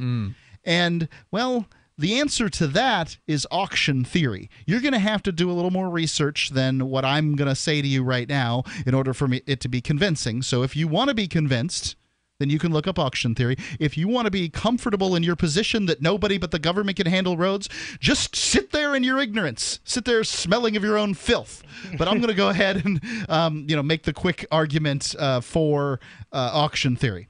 basically, you have point A and point B. You find two lines between point A and point B, neither of which will be exactly straight, or maybe three, one of which is straight and two of which are close to straight. Like the old railroads back in the day. And then you offer everybody along those lines an offer for, that stretch of stuff through their property. You make them an offer. And that offer is contingent upon everybody else in line A, B, or C, depending on which line you're in, accepting that offer. So that way you don't have the people who are trying to drive up the price. If they do, then you're just going to people are just going to go to the other line or lines. Right. So when people would be trying to drive up the price, if they were going sequentially, like, I'm going to buy this plot of land, then this plot of land, then this plot of land, and it wasn't all connected like you're saying, that they all had to do it, they all had to agree, then the person who's 5 plots of land in is going to be like, well, they got to buy my land now, so I'll just jack up the price by 10 times what it would normally be worth. But you're saying the auction theory thing where you're sort of bidding two different paths against, or more than two, presumably, different paths against one another, that's how you keep the price down. Yep, that's how you do it. And in the case of government roads, here's how they do it. They, the most influential person who can make the most amount of money by the road going through a given place, that's the person that decides the route of the road. And then which is what back in the railroad days they did, right? Where one town or whatever, governor of a state or town mayor wants the road to come there, so they did whatever they could to make sure that would happen. Right, the payoffs, the bribes, the log rolling, whatever it takes. And then if somebody who happens to be along the path of that route says that they don't want to sell, well, then that person has to have their property taken, because God knows you can't stand in the face of progress, progress being enriching whoever had the government connections in the first place. Now, everybody listening understands intuitively, oh yeah, that makes perfectly good sense as how roads are put in up to this point. But it's so hard for people to internalize, well, what about the roads? And again, as a libertarian, I'm willing to trade the roads for the government getting out of things like education that it doesn't belong in. You want the government you want the most inefficient form of organization that man has ever known to run the roads. By God, you can have it. Stop taking my money for schools. Yeah, I don't see how the roads could be much worse than they currently are. I mean, they're pretty bad. We wouldn't know. We're not even able to compete. Yeah. The 99+% of the road money goes to road. We can have an idea. Look at the roads in Disney. Right. That's what I was going to say. Look at the private roads. In office parks, Disneyland. I mean, they're generally taken care of much better. Well, we don't really see innovation in the area of roads. No, because there's not enough competition. Free Talk Live, 855-450-3733, 855-450-FREE. Welcome aboard. Your new science fiction adventure is ready to launch. Discover an amazing journey at GalaxyQuestBooks.com. Start a new sci-fi adventure with the Guardian series, a classic sci-fi mystery that starts 500 years in the future. From author D. Arthur Gussner. Series available from Barnes & Noble or Amazon as paperback or ebooks. GalaxyQuestBooks.com, where the adventure begins. At Humalife, we believe your health is your wealth. That's why we offer an exclusive, potent, and pure selection of OMRI-certified 100% organic humic and fulvic acid concentrates. These two acids stop viruses and harmful bacteria and increase frequency, vibration, and vitality. In fact, they're called the missing link to your health. Pure liquid organic ATP energy rebuilds and regrows the immune system. You are the doctor at Humalife. You know best because you are the test. Find out more at humalifeusa.com. That's humalifeusa.com. The Shire Free Church offers a sanctuary to those seeking an escape from state churches. The Shire Free Church is an interfaith, diverse group of people that may not share identical theological beliefs. As a member in or minister of the Shire Free Church, you are a sovereign individual and may be the faith of your choice. We don't claim to have all of the answers. We are open to all peaceful people. We want to learn from each other. What unifies the Shire Free Church and its diverse members is peace, love, and liberty. There are many paths to God, one for every individual. The Shire Free Church does not define a specific path beyond those parameters that must be your foundation. Peace as your way, love as your guide, and liberty as your light. Learn more at church.shiresociety.com. That's church.shiresociety.com. Ross Ulbricht was convicted in early 2015 of running the infamous Silk Road Underground Market. The Silk Road was a gift to humanity and helped reduce the harms brought on by drug prohibition. For this good deed, Ross has been sentenced to life in prison with no possibility of parole. Now, an appeal is Ross's only chance, and he needs your support. Please visit freeross.org, where you can contribute via various methods, including Bitcoin. Visit freeross.org. That's freeross.org. The three most important things you can do for Free Talk Live are: 1, share one episode a week on Facebook or in some other social networking site. 2, buy the things you buy online through shop.freetalklive.com. 3, give $5 a month to the AMP program. It's my firm belief that Free Talk Live's AMP program is the best use of your charitable dollar among liberty-oriented organizations. Support all the organizations you love, but make sure you give $5 a month to AMP at amp.freetalklive.com. Why did you move to the Shire? I moved here to the Shire because there's other people around who take liberty just as seriously as I do. I moved to the Shire because I saw videos of people challenging authority and thought that I could get support myself. It called to me, like, do this right now. I wanted to be around people like me who got it, and once I got here, I knew there was nowhere else that I wanted to be.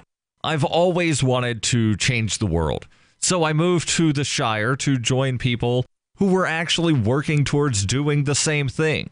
The people here are awesome, loving, and positive. It was for the adventure and for the feeling of something important is happening here, and I just wanted to come to sort of be part of that. Visit shiresociety.com to read and sign the Shire Society Declaration and learn the reasons why, if you love liberty, you should immigrate to the Shire.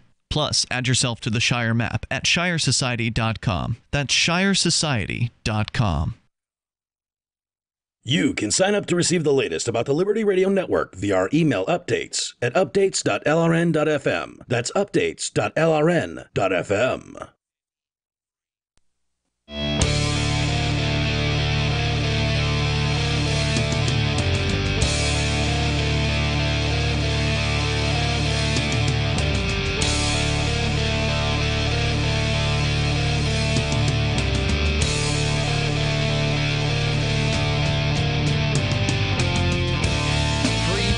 Live. It's the live Tuesday edition. And it's Mark with you. I'm Ian. And I'm Johnson. And you give us a call at... I heard that. What was that? He's got his mouth full. Well, What? I didn't see he was chewing. It's my fault. I have no idea what you're talking about. He still does. The number is 855-450-3733. It's 855-450-FREE. More here from the New York Times. That's it, Johnson. We're docking your pay. Telling us, yeah, right. You're down from zero. New York Times telling us free ad revenue over the years for all the things, the projects that I support. Indeed. Hey, I heard a rumor that you might be working on something behind the scenes. Is that something you want to talk about, or should we not tease it until it's ready? Let's not tease it until it's ready. That's probably the best thing. Well, the New York Times, or at least an opinion piece thereof, makes the claim that those that use the term government school are in fact a bunch of racists. I want to hear more about it, but first, I want to let you know about Dash. If you want to help build a better financial system for everyone, join Dash. It's Digital Cash, a digital money platform designed to replace cash and help people manage their own wealth. It's fast, private, and easy. Fees are low, and transactions are fast and can even be confirmed instantly. You can pay anyone, anywhere in the world, anytime for just pennies on the dollar. Dash is decentralized and run by users who earn rewards for helping run the network and make governance decisions. Anyone can invest in Dash and earn rewards for helping run the Dash network. You can join Dash and help create a better financial system for everyone. Take back control over your financial future today. You can find out more at dash.org. There's a lot of momentum behind Dash right now. Go to dash.org and you'll find out why. Let's, speaking of things that might in fact be racist, let's talk to Ralph in New Jersey. Ralph, you're on Free Talk Live. Yeah, and President Trump from New Jersey sent his regard to all of you. You talked to President Trump? That's nice of him to mention us. At least there is no, no transcript that will come out in the open, unlike the leak in the White House. If I ever gonna talk to Hello, Johnson. Good evening to you. How are you? No, you see, he's a very tame individual right now. And, send my regard to Chris Cantwell. Tell him, I have, Why don't you thought call about him Chris as of Cantwell? late. Why don't you call Chris Cantwell's Radical show? Agenda is the name of his show. Give him a ring. I would love to hear you call into Chris Now, Cantwell's show. you got David. I listen to David Duke actually, but Because what happens when I you don't put get- two racists? The, What happens? The New York Times. The New York Times. He's jumping to the New York Times and what is, Chris Cantwell wouldn't put up with you for a minute, you animal. I want to know what is it like if you put two racists together on the air? No racist. You are No, racist. You are. What about a white guilty and a racist? That's the thing. I'd like to know how that combination will work out. But regarding the New York Times, that's very interesting that you bring up the New York Times, because I did read today's New York Times, and there were two interesting articles that came out of there about how President Trump is working his tail off in his vacation here in New Jersey. He's working on his vacation? That's correct. This being a weekday, okay? This is a what? A Tuesday, right? Okay? This is not a weekend. There's no holiday tomorrow or the day before. And also the second one is about group and identity politics and the white in this country. It grabs my attention right away, and I find the article very, very interesting to say the least. You want to know my reaction to that, guys? You want to know my reaction to that? I'll give you my reaction to that article right now. Yeah, if I may. Yeah. May I? Which article? Okay. Group and identity politics. Group and identity politics and the white people of But this we haven't country. read that article. Yeah, I haven't read it either. But why don't It's you go? today's online. Do you go We don't read- online in White Times? Huh? Yeah, but I can't read it now, so go ahead. Okay. My reaction to that is this. What's good for the goose is good for the gander. Can anyone dispute the fact that Obama is influenced by the black culture? The whole being of Obama, who he is, what he is about. Isn't he half whole thing white? about Obama is he identifies himself as black, and he's down with that quote-unquote black struggle. Now, the animal, by the way, did not stay quiet, because there's an election coming up in Kenya, and he weighed in on that election coming up in Kenya. Now, why would Obama forget that there's also, a political upheaval going on right now in Venezuela? Why would he, conveniently forget about that whole thing? Why would he not say something about what's going on in Venezuela? Maybe he's embarrassed that socialism's failing. Hold on. Wait a minute. What? Oh, God bless you, whoever said that. Yes, indeed. There you go. Finally, someone's hit the right note. What does Obama's opinion about Venezuela have to do with anything? He's not the president right now. He win with Kenya. He win with what's going on in Kenya. Well, there's an election coming up in Kenya. Okay. So what Ralph is saying is that somebody, one would presume a reporter, asked Barack Obama what he thought about this thing or that thing. No, they did not ask Obama. Obama came forward to How would he come issue a forward unless there statement. was a reporter So around? he spoke out about what you're saying is Obama spoke out about the Kenyan election, but didn't The talk Kenyan about what's election, happening correct. in Venezuela. In Venezuela, right. There you go. Well, maybe And he just finally, needs let to me- listen to more Free Talk Live. We talk a lot about that here. Thanks for the call, Ralph. Appreciate it. I can't take any more screaming. Ever since you told me that Ralph is like a white man from the islands, right? You told me that. Right? Didn't you? I you didn't told tell me you that. No. So it's really. I thought he's you a said- Filipino. A Filipino. Okay.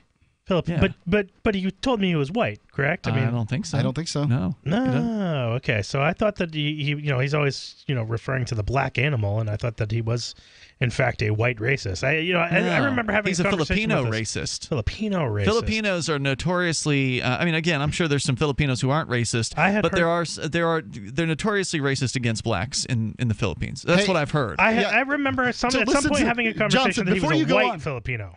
I don't think that what happened. He sure doesn't sound like it. Don't you think it's hilarious Right, when with the Ian reiterates over and over this information that he heard somewhere that I hear them Filipinos as racist as hell, right? Like That's what I've heard, man. Basically making a racist. It's an ethnocentric statement, but it's certainly an anti-cultural statement about some group of people.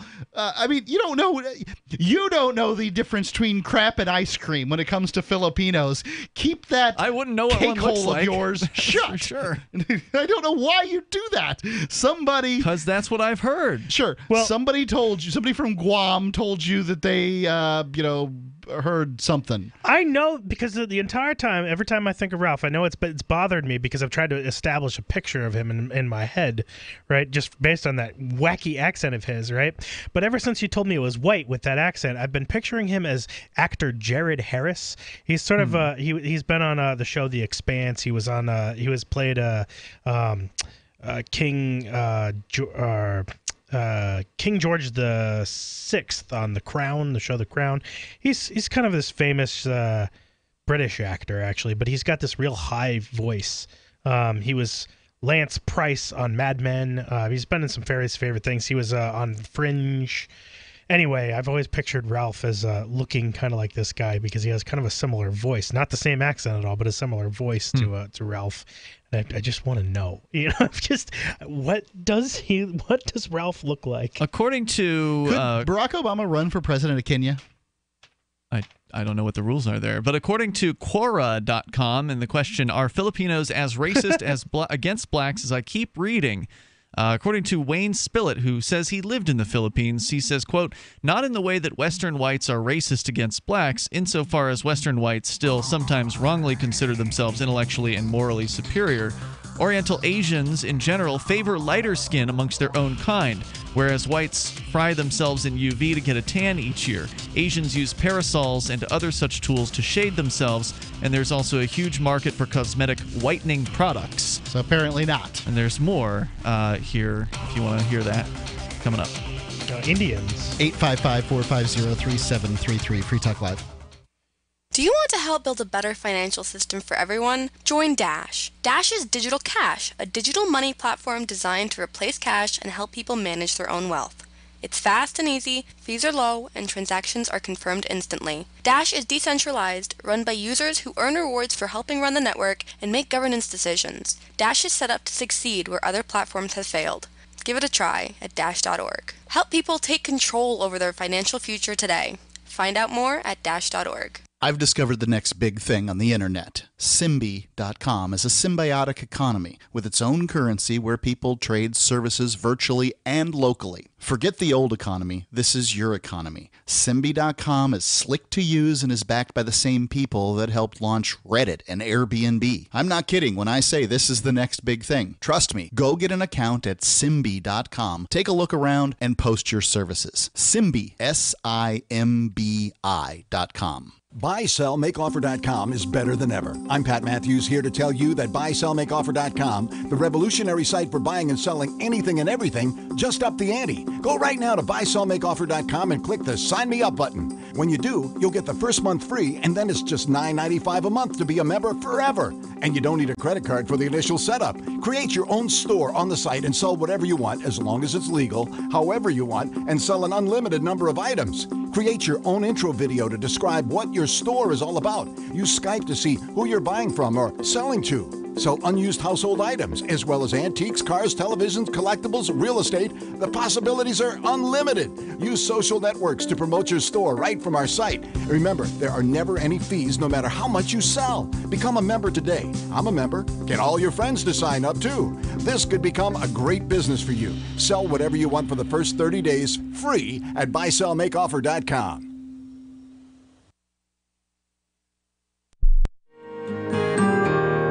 So the protection of life, liberty, and property is what the Free State Project is all about. But it's an effort to move 20,000 people who understand. It's about demonstrating to the entire country that, yeah, we can have a free market, a truly free market. Making it just a freer, great place to live.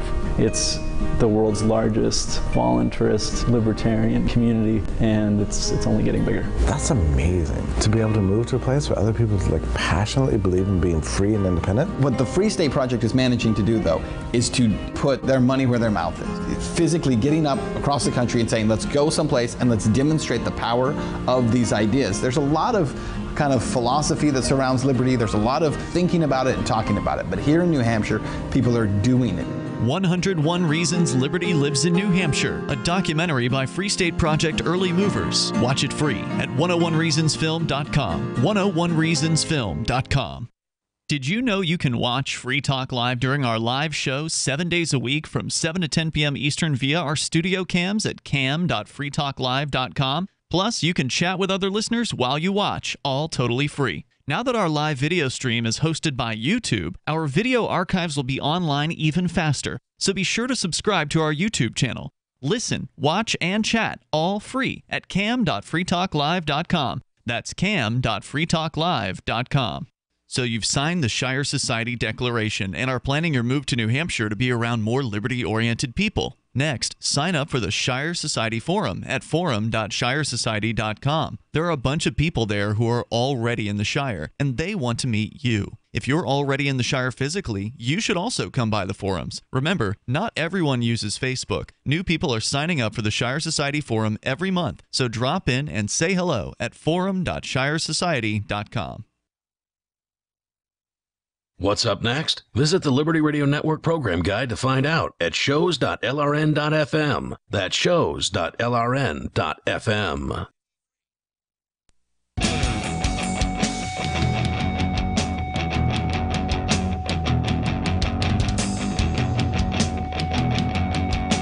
Free Talk Live. The number, if you wish to comment on, well, the New York Times piece here that says that people that use the term government schools instead of public schools are a bunch of racists. Well, we were talking about, we can get back into that, but we were talking about the question about Filipinos and the allegation that they tend to be racist towards blacks. And I was reading an Which answer. I find to be a racist statement, and why we're entertaining it at all. No, it's not a racist statement. It's just a statement of things that people say. So that doesn't mean that just because people are saying that they've heard that Filipinos are racist towards blacks, not all Filipinos, but enough to be worth commenting on. That's not a racist statement to make an observation of. It's a culturally insensitive statement, and if it was applied in other circumstances, it would seem racist. Do you understand that? To make a blanket statement, that person doesn't know what a racist is, because a racist is somebody who believes that one race is inherently superior to others. So to make a statement that, it's common for people to say that Filipinos tend to be racist towards blacks is not a racist statement. That's just observing what some people say. In fact, it's common enough. There's a question on Quora.com. There's a question about everything on Quora.com, but go ahead. And I was reading the explanation from one man, Wayne Spillett, who appears to have lived in the Philippines, and he says that apparently Asians, Oriental Asians, favor lighter skin amongst their own kind. So unlike... Isn't Oriental a racially insensitive term too? You could say that. Some people have said that. Yeah, I don't know if it is or not.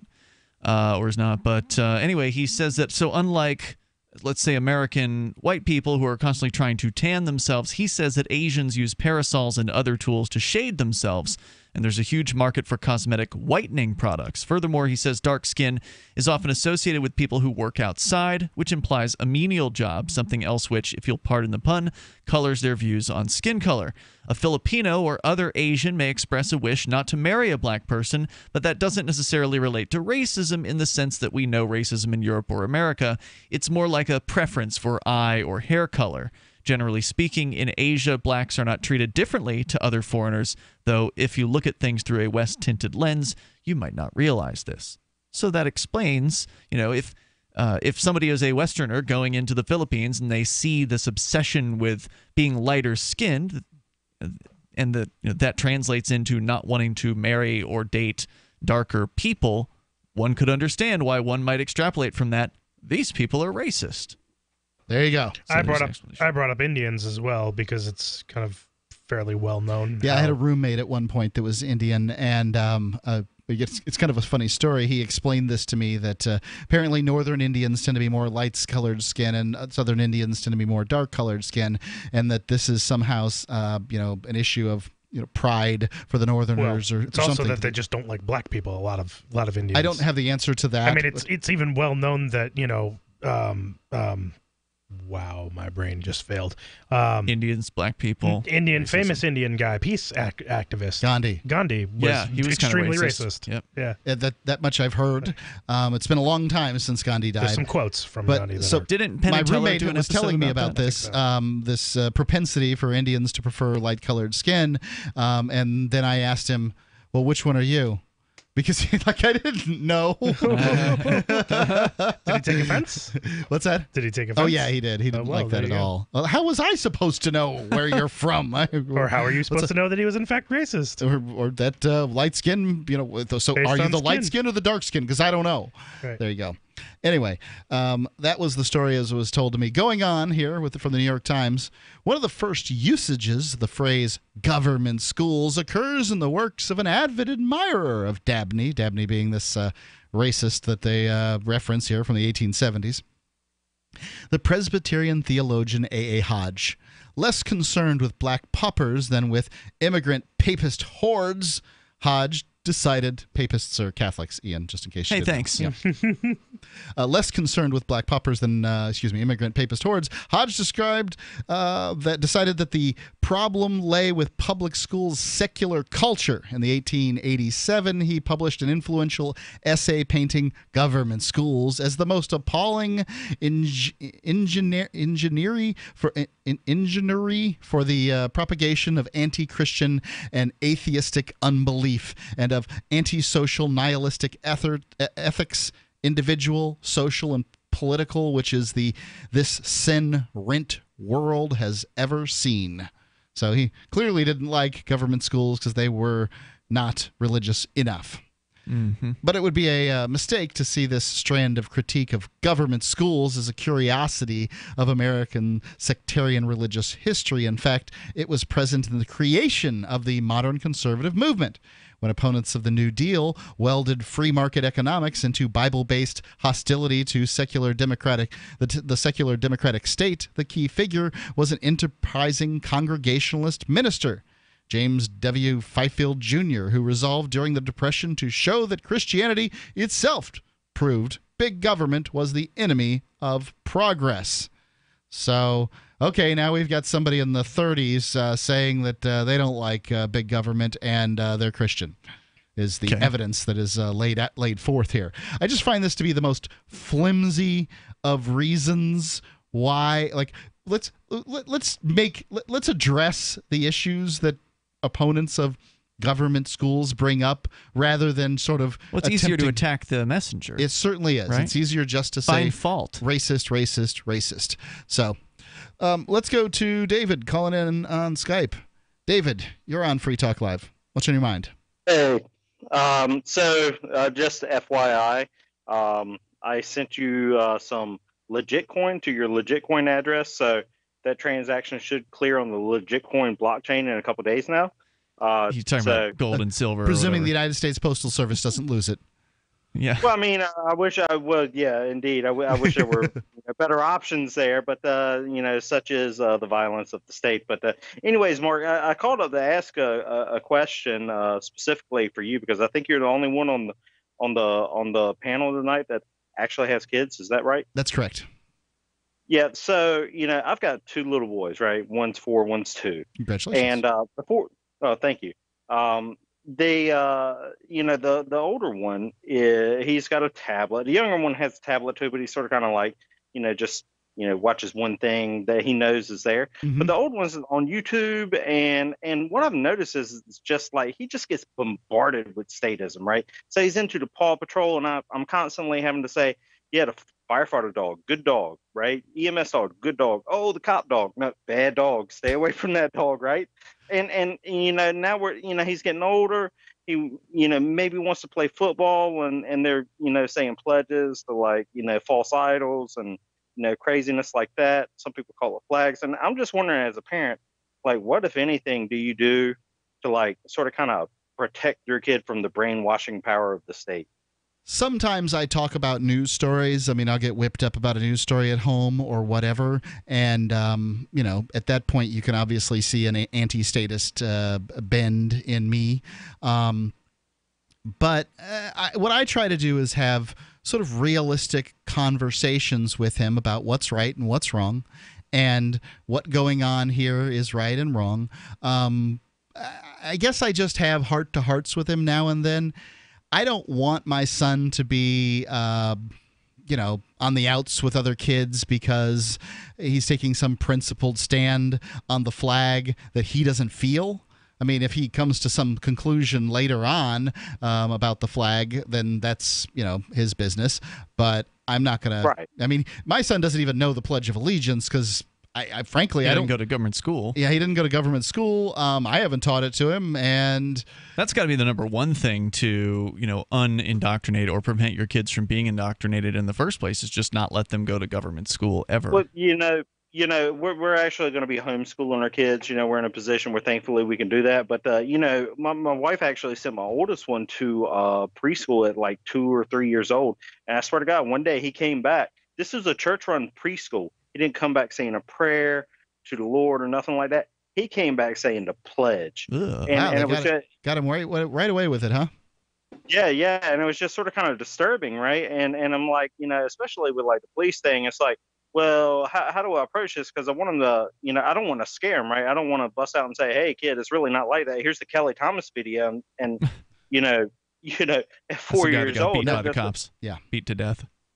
Yeah, I mean, a very sad video, but that's the realistically what a lot of these people do. And as a matter of fact, all of them threaten to do like on a daily basis. So it's like it's not quite like what you're seeing on the cartoons where it's like this cute cuddly dog who always helps people. No, I don't know how to communicate that. How do I communicate to a kid? Gently would be my statement. Is if you're trying too hard for your opinion to be their opinion, they're never going to be able to defend it.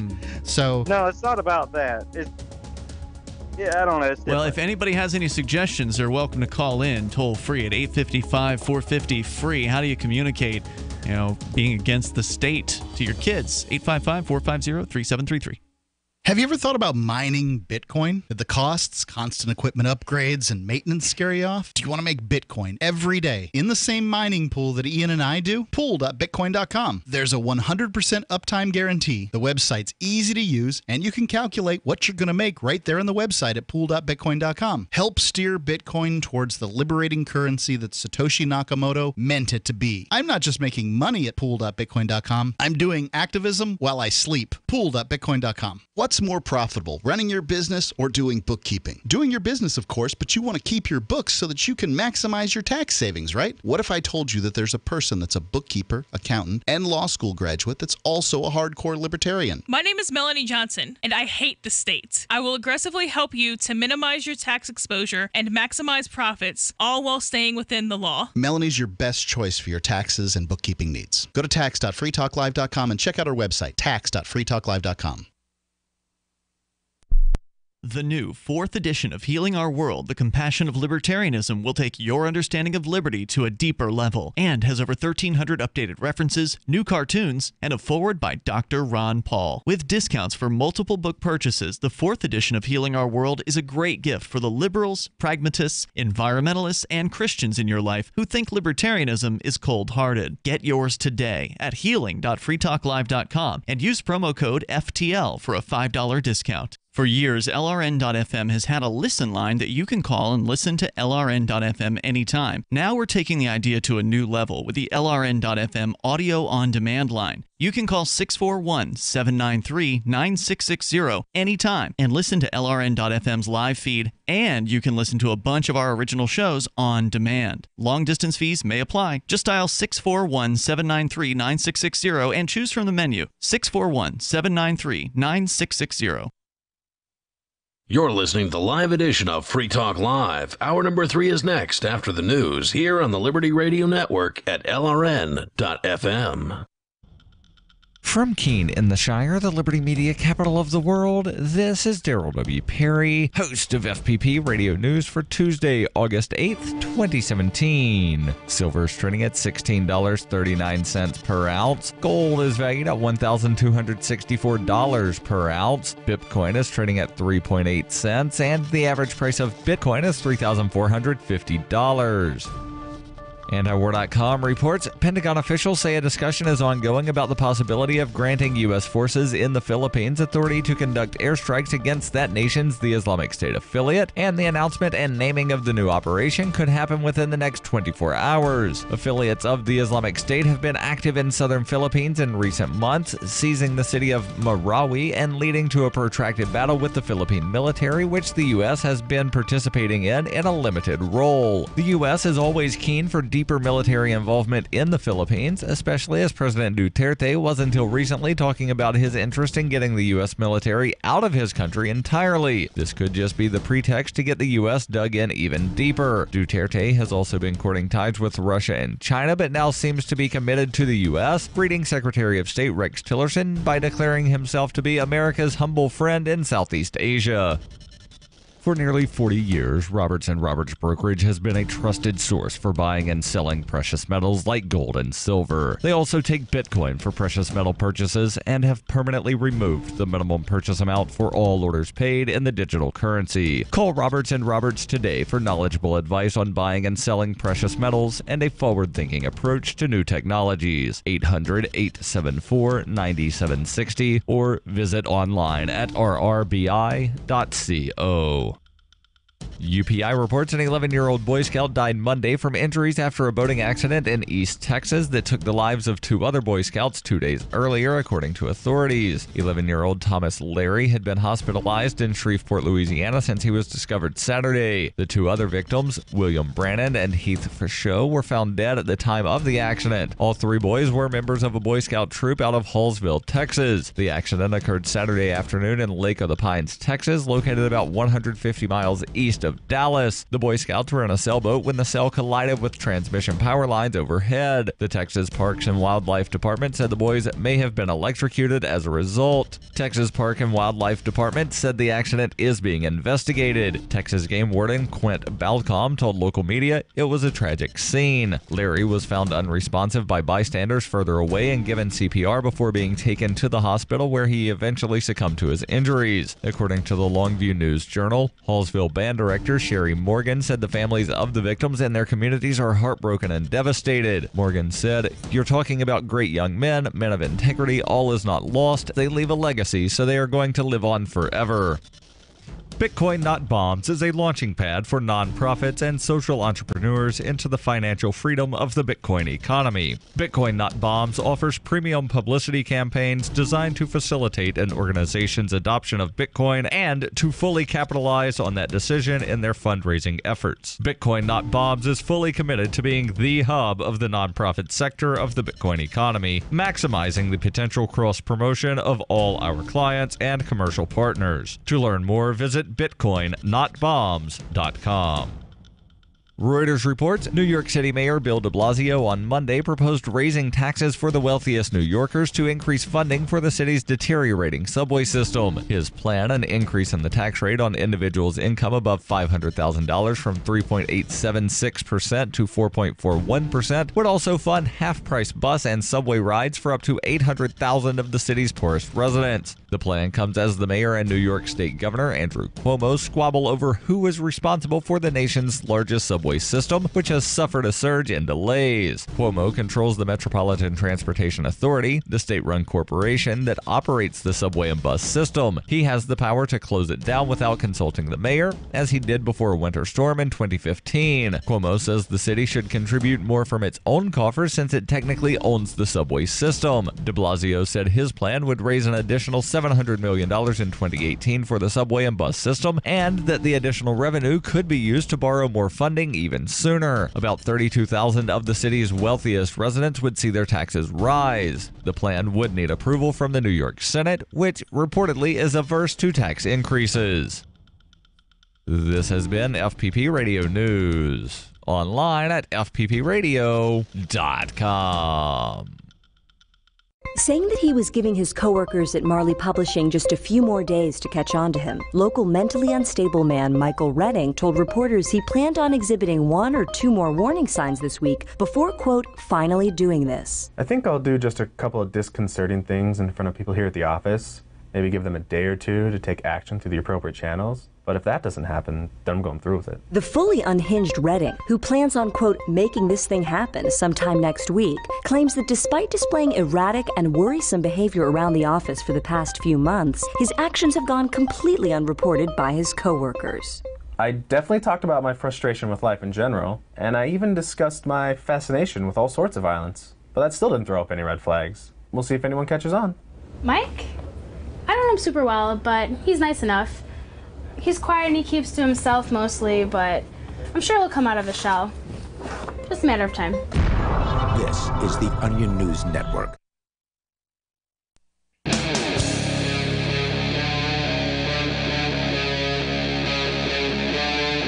Free Talk Live.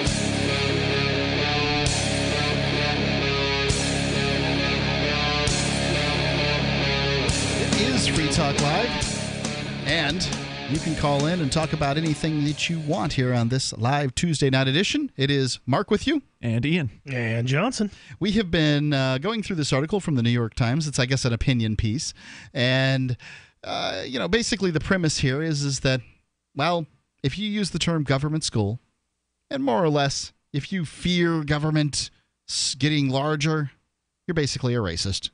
And the fact, it's not that people believe this, because I know they do. I know that it's the easiest common denominator to toss out there. It's that the New York Times would publish it. That's what bothers me the most here. Yes, this is a fine historical piece if you want to connect the dots on some issue, but it could be done just as well. Like, there's no way the New York Times is going to put together some article that says, well, if you're a Democrat, you're a racist because of all these historical things that Democrats have done that have been racist. So he's gone back into sort of historical examples around the times when the government schools were created, right, back in the 1800s. Well, and as early at this point as the 30s. The 30s, yeah. The 30s as well.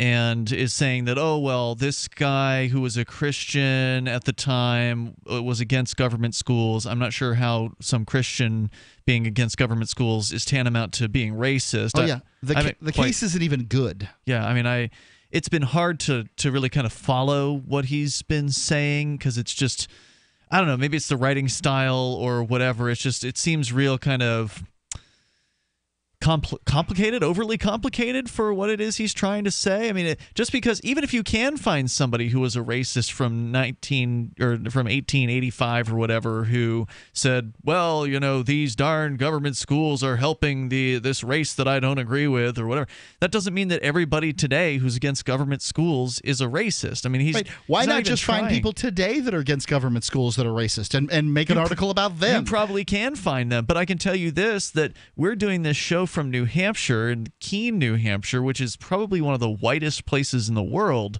And that's in my opinion one of the downsides about New Hampshire is there's not much diversity up here, but it is what it is. And I'm against the government schools here, but there aren't really any black people in the government schools here. I mean, there was apparently one black kid in the government schools, generally per every few years or whatever here. I mean, it's not very many, maybe 1 to 2 maximum per grade level or whatever. And so if I'm against government schools and every kid in the government school is a white kid, does that mean that I'm a racist? Well, yes, it says here in the New York Times. Yeah, I'm sorry. I don't buy that. This is the acceptable, modern, progressive opinion. And if you don't like it, you can't be modern or progressive. Sorry. Let's go to the phones. We've got Chad calling in. Chad, you're on Free Talk Live. Hello, false ministers. How are you? What's on your mind? So I actually want to talk about schools a little bit. Not necessarily that being against government school makes you racist, but you guys have gone off on some tangents regarding public schools, sort of pushing statism and patriotism, that sort of thing. Statements that I agree with, but I had gone to both public and private school as a kid. SFI, yeah. Yeah, okay. So did you have the same experience I did, Mark, where the private school was more patriotic and vastly more authoritarian than the public school, and your right to not participate in the authoritarianism only existed in the public school? Because that was like my, that's my sort of takeaway of the kind of experience I had going to Christian school. I would say that everybody in the government school sort of went through a rote, pledge thing. Like you did the pledge in the private school and you did the pledge in the government school. But the government school, everybody's like, pledge allegiance to the whatever. And exactly. God, I'm dying here. My life's a misery, and I'm in middle-class government day prison, babysitting school here. So wait, you're saying the Christians were more ebullient? They were more interested in it? More interested in it. And, what a surprise. The kids from the families that are doing a little better or a little more excited about, whatever they're doing. Yay! And I don't. Do you think that's it? Like, I don't know if I think that's it at all. It's more like they linked Christianity with patriotism. They do that in this too. way. Sure. Yeah. I mean, I didn't experience that in the school, but I've certainly seen good evidence of it sort of later. Like at churches? Just, during the Bush administration where... At your Republican meetings? I mean, come on, man. Well, that's all that stuff is. The Republicans love that stuff. I don't go to a lot of Republican meetings, but they do love that stuff. There's no doubt about it. And, nothing lonelier than being the only Republican sitting down when they're doing the pledge. There's no doubt about it. But and nobody wants to hear I'm a Quaker and I believe in that stuff. My religious beliefs have nothing to do with it. And, I suppose if you claim to be Amish, then somebody might let you go because Amish is better or something. I don't know. But I've seen there was some video called I can't remember what it was, but there were these Christian day camps that were basically saying prayers to George W. Bush Jesus Camp. Cardboard I remember cutouts. that movie. It was a great film. Yeah, and that was very interesting. I didn't have that exact same experience, but I wasn't questioning patriotism these days, and I question now just how patriotism, not whether it should exist, but basically what it should be. I think it is more patriotic to ask questions and question your government, and that the Founding Fathers would have found a pledge to be abhorrent, and frankly, all kinds of genuflexions surrounding the playing of the national anthem and all this stuff. I gave some proof on a previous show just a few nights ago, is that when I was a kid, you didn't have to put your hand over your heart when the national anthem played. But now it's put into the U.S. code that is a way to do it. It's a relatively new phenomenon. If you go look it up, it's like, 2003 or something. And now you put your hand over your heart. Well, this is just because... And you take your hat off, right? Well, you always took your hat off. Right. But this is just because somebody didn't know what the hell they were doing, and they put their hand over their heart during the national anthem instead of the pledge, and then everybody else is like looking at them, oh my God, that Starbelly Sneetch has his hand over his heart. I better do it too because he can't be more patriotic than me. Right. And patriotic measuring contest. Right. Yeah. Well, and what I suggested is if I stood on one leg to honor the people, the amputees from the Iraq War, would people start standing on one leg too? I mean, how ridiculous does this get? Yeah. And I don't know. I think that we've got I think we've got a sick form of patriotism that's not patriotism anymore. It's jingoism or something. But you're never going to win that argument. That's the argument I have with you guys in the past about like the definition of capitalism or socialism. Like you're not able to win these wars. It only matters how people are defining it now. Yes. And I feel like patriotism now is like very much linked with Christianity. And unfortunately, a lot of the private schools are religious. And I think that I haven't seen any indication that religiousness isn't associated with authoritarianism. And just me as a kid who, the later years of high school especially, I was very anti-patriotic. And when I was in private school, that was a huge problem. Like expel-worthy, like you're defying not only the school, but God and Jesus by not being patriotic. Whereas in the public school, it was my right not to stand for the pledge. Did you ever ask them to, hey, show me the verse? Have you ever like talked to a Christian before? They don't care, man. Well, I open up the phone lines and they can call in here at 855-450-3733 and defend the linking of the state of the United States government and Christianity together? Because I don't understand. You may if claim God that didn't love, you may claim America, that why is it so free? What's that? I said, if God didn't love America so much, why is it so free, Mark? It's so free because God loves it. Then why is it slipping down the world freedom charts? I don't think they care. That's because of the progressive atheist liberals who have conquered the public schools. Because of the Satanists. Well, then why didn't God stop it?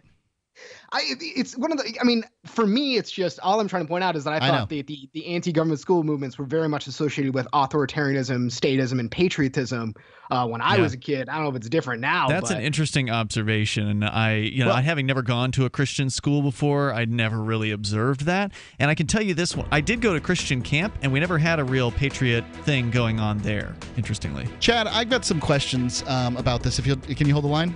Yeah, sure, no problem. All right. 855-450-3733. It's 855-450-FREE here on Free Talk Live.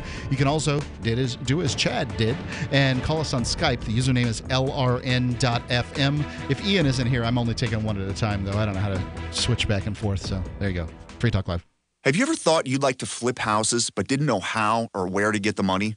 Are you ready to be your own boss so you can start living the good life? Hi, I'm Preston Ely. I used to be so broke. I had my electricity turned off 9 times, but I figured out a way to quit my job and find financial freedom in real estate. For a limited time, I want to send you a free copy of my smash hit selling book, How to Get Rich in Real Estate. It shows you how to copy exactly what I did so you can make money from the comfort of your own home without even doing any manual labor. I've already given away 5,000 books and they're going fast. To get one before they're gone, call 1-800-958-9256. Listen, if you're sick and tired of stressing about money, this book could change your life. It's short, fun to read, easy to understand, and awesome. To find out how to get your free book while supplies last, call 1-800-958-9256. Call 1-800-958-9256. 1-800-958-9256. Will the government protect your family from Iran and North Korea's newest weapon, EMP? We buy guns to protect ourselves, home, health, and car insurance for accidents. Maybe you also have food storage. But how would you keep your refrigerator running in a long-term EMP blackout? Using tested military designs, the Solarc EMP-hardened solar generator protects and powers your critical appliances for years without burying items underground or wrapping them in aluminum foil. Unlike other preps, Solarc is used every day to help offset your electric bill automatically. Visit PortableSolarLLC.com to learn how easily expandable the system is. Solarc is the most affordable and powerful solution on the market. The whole system even fits in the back of a pickup or SUV and can install in less than an hour. See for yourself why Solarc beats other off-grid systems at PortableSolarLLC.com. Don't wait for the government. Go to PortableSolarLLC.com to learn why Solarc is energy insurance for your family. Do you ever say, I could care less, when you really mean the opposite? You mean to say, I couldn't care less. It's a common mistake. You are judged by how you speak, especially if you're looking for work, with so many more applicants than openings now. But even if you're not, avoiding common misstatements will help you make the most of the dozens of conversations and transactions that crowd your daily routine. So whatever you say, don't say whatever as a single word sentence. It's the most annoying expression in the American English language, according to a recent poll. And avoid cliches like the plague. Just kidding. But seriously, at the end of the day, you'll want to avoid this scenario, sounding like everyone else. For more tips, hit survivalspeech.com. I'm Holland Cook. The 3 most important things you can do for Free Talk Live are: 1, share 1 episode a week on Facebook or in some other social networking site. 2, buy the things you buy online through shop.freetalklive.com. 3, give $5 a month to the AMP program. You likely buy all kinds of things online. Amazon is the largest online retailer. You can get what you need at the same prices with free Super Saver shipping by going to shop.freetalklive.com. Please do your online shopping at shop.freetalklive.com. Cell 411 is a free app for Android and iOS that replaces government-controlled 911. Cell 411 allows you to preset a group of friends or private organizations to show up at any emergency. Cell 411 is a nightmare for the state because it proves their so-called services aren't needed. Cell 411 has had thousands of installs, and of course it's covered by the BIPCOT no government license. Cell 411 because your friends won't shoot you when you're in trouble. Without the government, who would build the emergency services? You and Cell 411. Get it today at getcell411.com. If you enjoy LRN.FM, please contribute to your favorite shows via their websites and become an amplifier at amp.lrn.fm. That's amp.lrn.fm.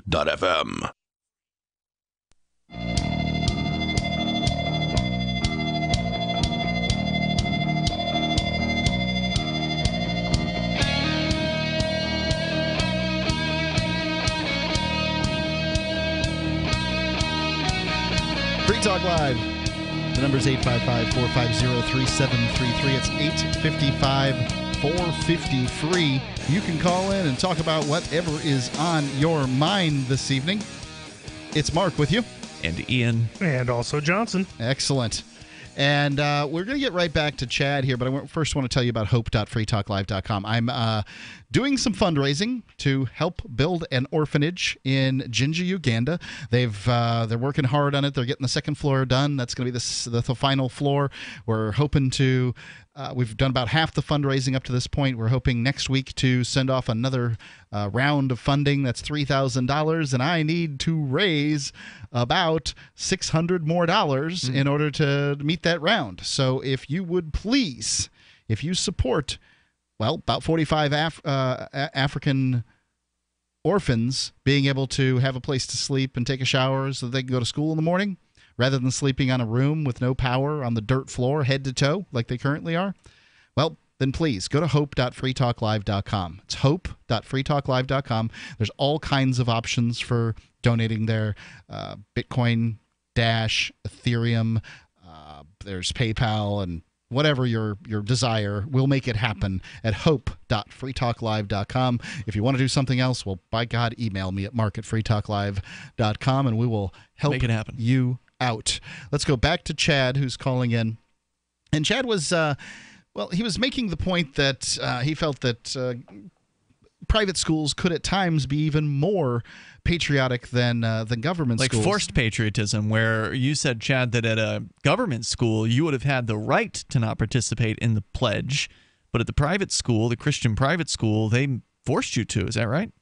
Yeah, that's correct. I mean, I've experienced that both ways. Wow. That's sort of the fascinating duality of governments are their power systems, which oppress people, but they also have to defend people's rights if they're public.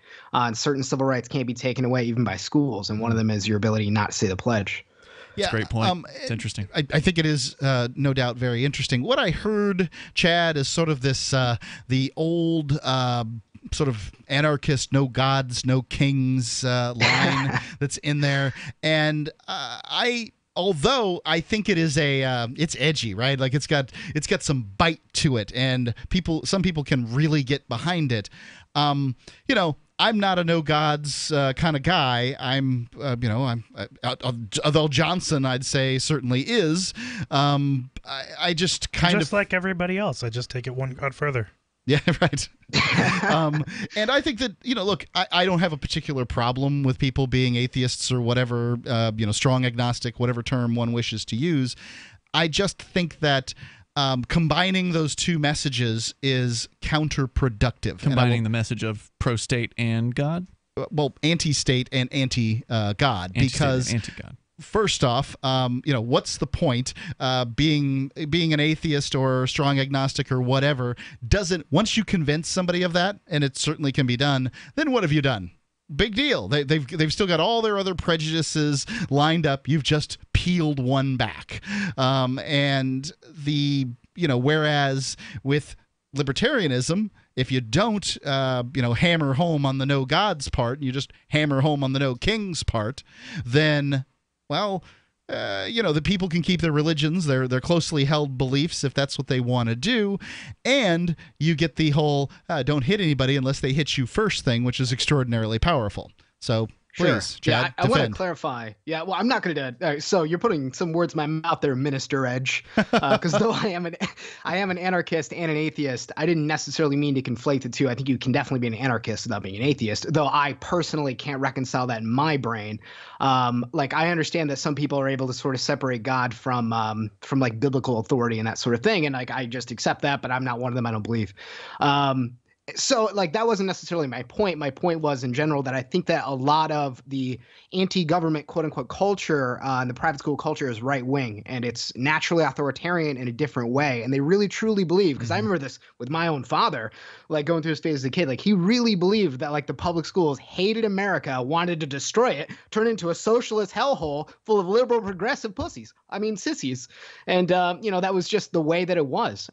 So like I didn't even for me, those things were just always sort of associated. I think private schools, in general, I see them as more authoritarian and more right wing than I guess maybe libertarians do. But that's just my take. Well, I mean, I buy that. You think your dad's wrong? I mean, oh my God, yeah. I mean, the idea that government schools are anti-patriotic or anti-state in any way is just silly. It's foolish. I mean, they're definitely extraordinarily pro-America, extraordinarily nationalist. I guess they're the government schools are certainly nationalist. I'll give you that. You said private schools. What's that? Oh, well, yeah, both. I think both, but private schools I think are worse. It really does amplify because you can't escape it. It's not your right. Yeah. Well, that's fascinating. I guess I have nothing to disagree with. Thanks for the call, Chad. Well, Mark, you have always thanks, Chad. You have always said, Mark, that people shouldn't even put their kids in private schools, right? Like you said, the best option is to homeschool or to unschool. Well, I think that because your kid isn't going to be. People run schools because they're passionate about teaching kids, and they're passionate about teaching kids the things that they're passionate about teaching kids. And the chances are very high, that those things are not 100% aligned with the things that you're aligned with. Probably right. So what's going to happen when you send them off to school? You're going to begin focusing on these things that you're letting someone else decide what's important. Right. And I just can't let that go. And I really, really, really believe that, government schools are essentially middle-class welfare, babysitting day prisons. And by what that I mean is that it's middle-class welfare, not lower-class welfare, because middle class are the majority of people who are sending their kids to government school. Babysitting, because that's what their job is. To send kids around, ring bells, and make them do certain things at certain times. And they might learn, I'll be generous, an hour and a half a day. The rest of the time is just busy work. Day prisons, they can't leave. They have no authority to decide when they're going to go outside, when they're going to use the bathroom, when they're going to do those things. I'm not looking for that for my kid. I want him to have autonomy to understand his responsibility for his own self-education. And those are things that I talk to him about on a regular basis. And, I don't think he learns throughout the day through a variety of things. And we just don't need these antiquated day prisons like we have now. I mean, you've pointed out that the private schools are just kind of trying to ape the government schools, but do a better job, right? Like they still have classes, and they have bigger, they have the big campuses and the gym and the cafeteria, and they do it more efficiently. They do it better, but it's still that same model of top-down, we're in control, authoritarian education. My private school was essentially a better government school with prayer. That was the difference, and. I did better. I think the teachers focused on me and my education better in the private school. Going to the government school, by no means do I consider that to have been a good choice. I went from being on the dean's list, having a 3.8 or whatever GPA, down to failing a couple of courses in my freshman year from 8th to 9th grade. Then to prison. Yep. Well, did that too. The number is 855-450-3733. 855-450-FREE. Johnson's going to tell us about relationships coming up. Are you making a commentary on his school there, Ian? Hunters, anglers, campers, and survivalists. Get back to nature. Expand your horizons with the highest quality, most versatile, unique slingshots and sling bows on the market at slingbow.com. Slingbow products are compact and models start from just $17.98. They're perfect for your bug out bag or storing in your vehicle. Give yourself and your loved ones the excitement and tradition of Slingbow, a new frontier in archery and truly modern twist on this primitive survival tool. Feel the thrill only at slingbow.com. Tyler, time to go for our family walk. Just let me nap a little longer. You promised we'd get more active. I know. How come you're so ready to go? It's Superberry's Aronia berries. Aronia what? Aronia berries from superberries.com. They're known for having one of the highest levels of antioxidants that helps with overall wellness. Where'd you get them? I ordered them from superberries.com/radio, and right now we can get a free smoothie recipe book with our order. Plus, we can save $4 at checkout. I can't wait to try them. I'll get the dog. I'll get the kids. Choose health. Eat purple. Superberries.com. Free Talk Live. We've had people call this show in the past and posit that the declaration of a national emergency essentially opens up all of the loopholes that they can utilize that have been built into the Constitution. Because as Lysander Spooner would put it, the Constitution has either been powerless to prevent this big tyrannical government that we have today. Sure, a government far beyond the scope that our founders ever, even in the wildest dreams imagined. Or it has authorized the government that we have today. I can only assume that that's true. I mean, I used to be this. I can only assume that it's the Constitution that, in fact, authorizes all of this crap that I thought at one point was unconstitutional. And we are, as I stated, still under a level of martial law that was declared for the Civil War. Everything they're doing is legal, as far as I can tell. Free Talk Live, 7 nights a week from 7 to 10 Eastern, live on the Liberty Radio Network at LRN.FM.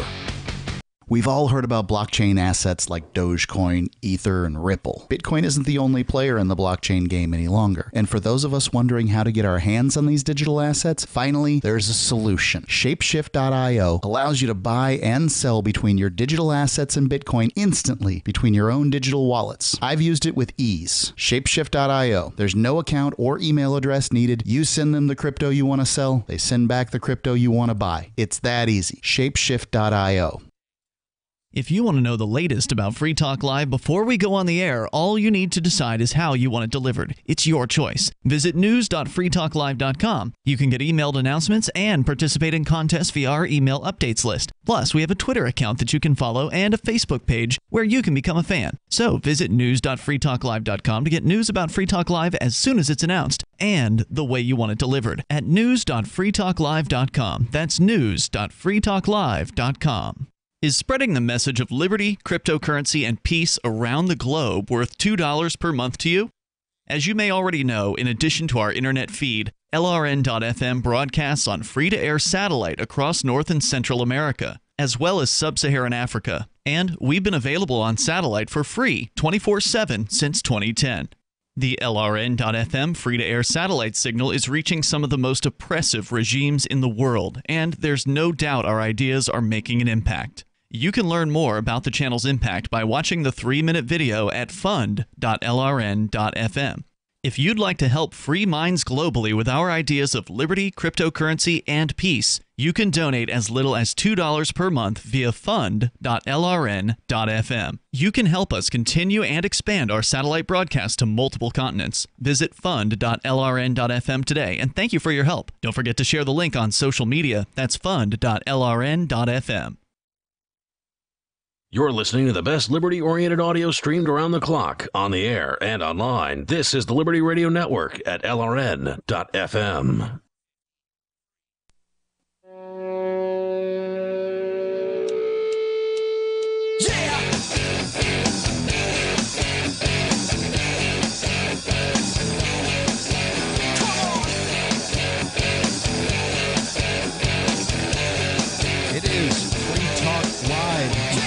Talk about whatever's on your mind here on this live Tuesday edition. It is Mark with you. And Ian. And Johnson. The number is 855-450-3733. Johnson, you had an article that really piqued my interest this evening. What is it? Sure. It's about the best age gap for relationship satisfaction. Well, that sounds good, right? Everybody wants the best relationship satisfaction. Those of us who haven't already entered into one might be able to use this information. Sure. Those of us who have can see what's wrong with ours. And as we all know, I also like bringing in prep that will cause, the co-hosts on the show to fight. That's always good. What's the age gap between you and your wife? She is 2 years and 10 months older than I am. Okay. And what was the age gap between you and your former girlfriend? 17 years? Note it's former. Well, let's see what this article has to say. I dated a girl that was a young lady who was more than 10 years younger than me at one point, and I must remember say, that girl. Yeah, she and I did not communicate as well as we could. Like, there was some intuitive communication that did not occur, and I would have to explain myself more thoroughly than I would normally, I think. Go ahead. Well, this is from the Psychology blog. Many people are attracted to a younger partner, but is it worth it in the long run? They make for better pictures on the internet. The best age gap for marital satisfaction is none at all, research finds. Okay. In the long run, couples who are mismatched in age tend to be less satisfied, even if they are better off at first, according to the research. Both men and women are initially particularly satisfied when they get a younger husband or wife. That is, the older one is particularly more satisfied. I can see how that initial satisfaction might work. Right. Professor Tara McKinnish, who co-authored the study, said, "We find that men who are married to younger wives are the most satisfied, and men who are married to older wives are the least satisfied. Women are also Is that initially? Yes. Okay. No, wait. Well, just in general, I think. Okay. Women are also particularly dissatisfied when they're married to older husbands, and particularly satisfied if they're married to younger husbands. However, after around 6 to 10 years of marriage, this gap disappears." Professor McKinnish said, "Over time, the people who are married to a much older or younger spouse tend to have larger declines in marital satisfaction over time compared to those who are married to spouses who are similar in age. The researchers think this could be partly down to how they respond to money worries." Professor McKinnish said, "We looked at how couples respond." Money is supposed to be the number 2 reason that relationships fall apart. Number sex 1 being number 1. Being sex and or the lack of it. Dissatisfaction in that area. We looked at I don't how know if it's lack, but just dissatisfaction. We looked at how couples respond to negative shocks, and in particular, if they have a major bad economic shock or worsening if their household finances. We find that when couples have a large age difference, that they tend to have a much larger decline in marital satisfaction when faced with an economic shock than couples that have a very small age difference. The more difference in people's ages, the more differing views they have on important issues like having children and spending habits. I bet. Over time, these are bound to create flashpoints in the relationship. And that's it. That's all this article has to say. So this is a sort of a discussion I would think that point. So, I mean, it's going to take a personality type, would be my guess, to hook up older and younger. Sure. Or at least older specifically, because I mean, you can't hook up to an older person unless there's a person willing to hook up with a younger one. So, I would say that the willingness to hook up with a younger person is probably more likely because they're attractive, right? Like that's not a personality type. Unless you consider, meaning it's easier to find people who are older willing to hook up with a younger person than vice versa. Than to vice find a versa, younger person right. who's willing to do So that. the younger person willing to hook up with the older person is probably, got some mommy or daddy issues going on, right? And, well, I can hook up with this older person. They've got money. I don't have to think about money anymore. A person not thinking about money is a person who is spending money because, what's the responsibility here as far as money goes? This is obviously just broad strokes. There's certainly makes sense to me. People who would disagree with it, but where's the term sugar daddy come from? Right, or sugar mama, or sugar mama. It's just like Cougars. I don't want to take responsibility in this important area of life. I will turn it over to somebody who has more experience. But didn't you do that with your wife? And you're older than she is. I mean, I am younger than my wife is. Oh, I'm sorry. I thought you said that she was 2 years younger. Okay, but didn't you do that with your wife, where you don't feel like you can responsibly handle money, so you've given it all to her? I would say that she doesn't feel like I can responsibly handle money, too. That we have come to a marital agreement that in fact, it is better if I acquire money and do not spend it, and that she puts her stamp of approval on all doesn't spending. That put you in the position of the younger irresponsible person? I would say that there's that there's, you don't have to think about money. You go to her to beg for $20 to go to McDonald's. It's true, I do, but she's in the position of having to all the money she gets from me. So that's not it's not an irresponsible position. It's a so you generate. Well, you also had the agreement initially, though, that she was going to do all the child rearing, correct? And that's arrangement seems to have changed somewhat. What do you mean? I do the child rearing. I mean, she does. child rearing. You do child rearing. I do now. as much as I want. You take care of Jack a lot. Okay, just as much as I want. So it's totally voluntary, essentially, is what you're saying. So and he's much more interesting now that he's not a little potted plant. Plant. What? Well, I mean, they get older, they get more interesting, right. and now he can talk and ask questions that I want to answer. Like I want to answer these questions. Right. That's a very interesting question, Jack, and I've got some thoughts on it. But first, I want to remind you the best place to go for answers, because human beings are flawed and stupid, is Wikipedia. Use Google; it's your friend. And so I'll type it in. Wikipedia is created by humans. Yeah. Well, same thought there. Agreed, but it's more individual. Never trust an individual. Always trust a large organization, Jack. No, I'm of the opinion that if you just ask somebody a question, you be prepared to get false information. The best thing to do is go online and do your research, come up with your own opinion. But I'm always happy to dig in, and I ask more questions than I give answers anyway. But he loves to ask questions, and we just kind of delve into things. So if he asks something I'm interested in, then by God, let's do it. If he's asking something about Super Mario Brothers, then figure it out on your own. I don't care. I mean, asking a game from you'd be more familiar with that than any of his peers. No, I'm not at all. But for whatever reason, he and his little friend Darwin, spend their time. They chit chat online about this particular game. I think they build levels. Oh, it's the one where you can build the levels. Yeah, I saw that on the React show. Have you seen this thing? I've heard about it. I have not actually. I forget what it's called, but it's like one of the newest Mario Brothers games, and they're letting the people build levels with the whatever Nintendo system that it's on. They can upload them onto the internet. So basically, it's a Mario game that never ends because you can always download new levels from all these geniuses, and some of them are insane. Of course, it's just insane difficulties. They seem to make them for each other. Make it hard to do a speed run. Yeah, it would. Well, they try to do that too. I don't know. I mean, I hear child toned guffaws and titters as they have a good time doing that stuff, and they got to have some amount of screen time, but I don't like to like a whole bunch of it. So they get he got to go outside. Oh yeah, he has to go outside. I just told him today, get outside, jump up and down on the trampoline. Which, of course, is the most dangerous thing that a house has. Yeah, I guess you're right about that. But especially when you do the double jumps, man, they were really dangerous then. He runs around like doing giant steps and telling himself stories. Fun. That's fun. It's amazing how much energy he's got in there. If you could bottle that stuff, it'd be great. I think we should rehash, though. There was a little bit of a tiff here about when we brought up the whole age difference thing that, Ian, you were sort of... We forgot to ask you, Johnson, what's the age gap between you and your girlfriend? 16 years. 16 years? Yeah. Wow. Yep.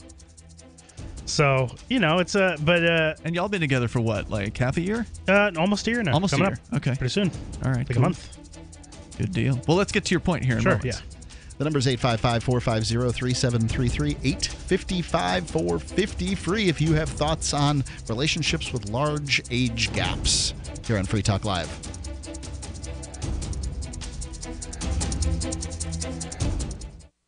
Dash is digital cash, a digital currency designed to replace cash and help people manage their own wealth. It's fast and easy, fees are low, and transactions are confirmed instantly. Pay anyone, anywhere in the world, anytime for just pennies on the dollar. Dash is the first digital money that's governed by its users. Join Dash at dash.org and help build a better financial system for everyone. Find out more at dash.org. This is Ed Lukasevic. And Cindy Lukasevic at Dinovite. This year, whenever you order a 90-day supply of Dinovite for your dog, we'll send you a free sample of one of the other doggy things we make. Like Liquid Chops, Super Mega Fish Oil, or Doggo Suds Shampoo. What's on your dog's wish list? We'll offer a different freebie each week. at Dinovite.com. Don't you just love the sound of healthy, happy dogs? Dinovite is nutrition. Dinovite for life. DINOVITE.com. Will the government protect your family from Iran and North Korea's newest weapon, EMP? We buy guns to protect ourselves, home, health, and car insurance for accidents. Maybe you also have food storage. But how would you keep your refrigerator running in a long-term EMP blackout? Using tested military designs, the Solarc EMP-hardened solar generator protects and powers your critical appliances for years without burying items underground or wrapping them in aluminum foil. Unlike other preps, Solarc is used every day to help offset your electric bill automatically. Visit PortableSolarLLC.com to learn how easily expandable the system is. Solarc is the most affordable and powerful solution on the market. The whole system even fits in the back of a pickup or SUV and can install in less than an hour. See for yourself why Solarc beats other off-grid systems at PortableSolarLLC.com. Don't wait for the government. Go to PortableSolarLLC.com to learn why Solarc is energy insurance for your family. Hi, I'm Derek J. To me, an activist's calling is to actively work to advance a cause. The cause for which I work is personal freedom. I believe my life is best when I engage in voluntary interactions and self-government. I reject the idea that anyone else has a higher claim to my life or my body than I do. I see people who call themselves the government as a threat to my personal freedom. I realize you may feel differently, but my relationship with the people who call themselves the government is completely involuntary. If Starbucks used some of its money to drop bombs, I wouldn't shop there. So why would I support the American empire? The empire does not require my consent. Derek J's Victimless Crime Spree. Watch it for free and order the Director's Cut DVD at victimlesscrimespree.com. That's victimlesscrimespree.com. Here's a chance to do a little activism while you're cruising Facebook, Twitter, or Google+. Between the LOL cats, the recipes, the hot girls, and the inspirational sunrise memes, Free Talk Live's posts pass by your newsfeed. Like them, comment. It gives us more exposure. If you don't see our posts, click like at facebook.freetalklive.com and then hover over it to click Get Notifications. It's an easy way to spread the ideas of liberty a bit further. I know you're busy, but you can spare that tenth of a calorie it takes to click on something. Facebook.freetalklive.com. There's no better app for tracking the value of cryptocurrencies than CoinCap. I've had a lot of apps for tracking Bitcoin, but none that's ever been able to track 500 digital assets at once. Their best feature is the Altfolio. I love this thing. You enter how many Bitcoins, Ether, Dash, Doge, or whatever else you have, and it tells you how much your crypto is worth. You can watch yourself get rich. If you have crypto, go right now to coincap.io, or you can use the Apple Store or Google Play to get the app. I love CoinCap. coincap.io. While our satellite channel is free to listen to, it's not free for us. You can help us cover our satellite costs with the chip-in on the right side of the page at lrn.fm.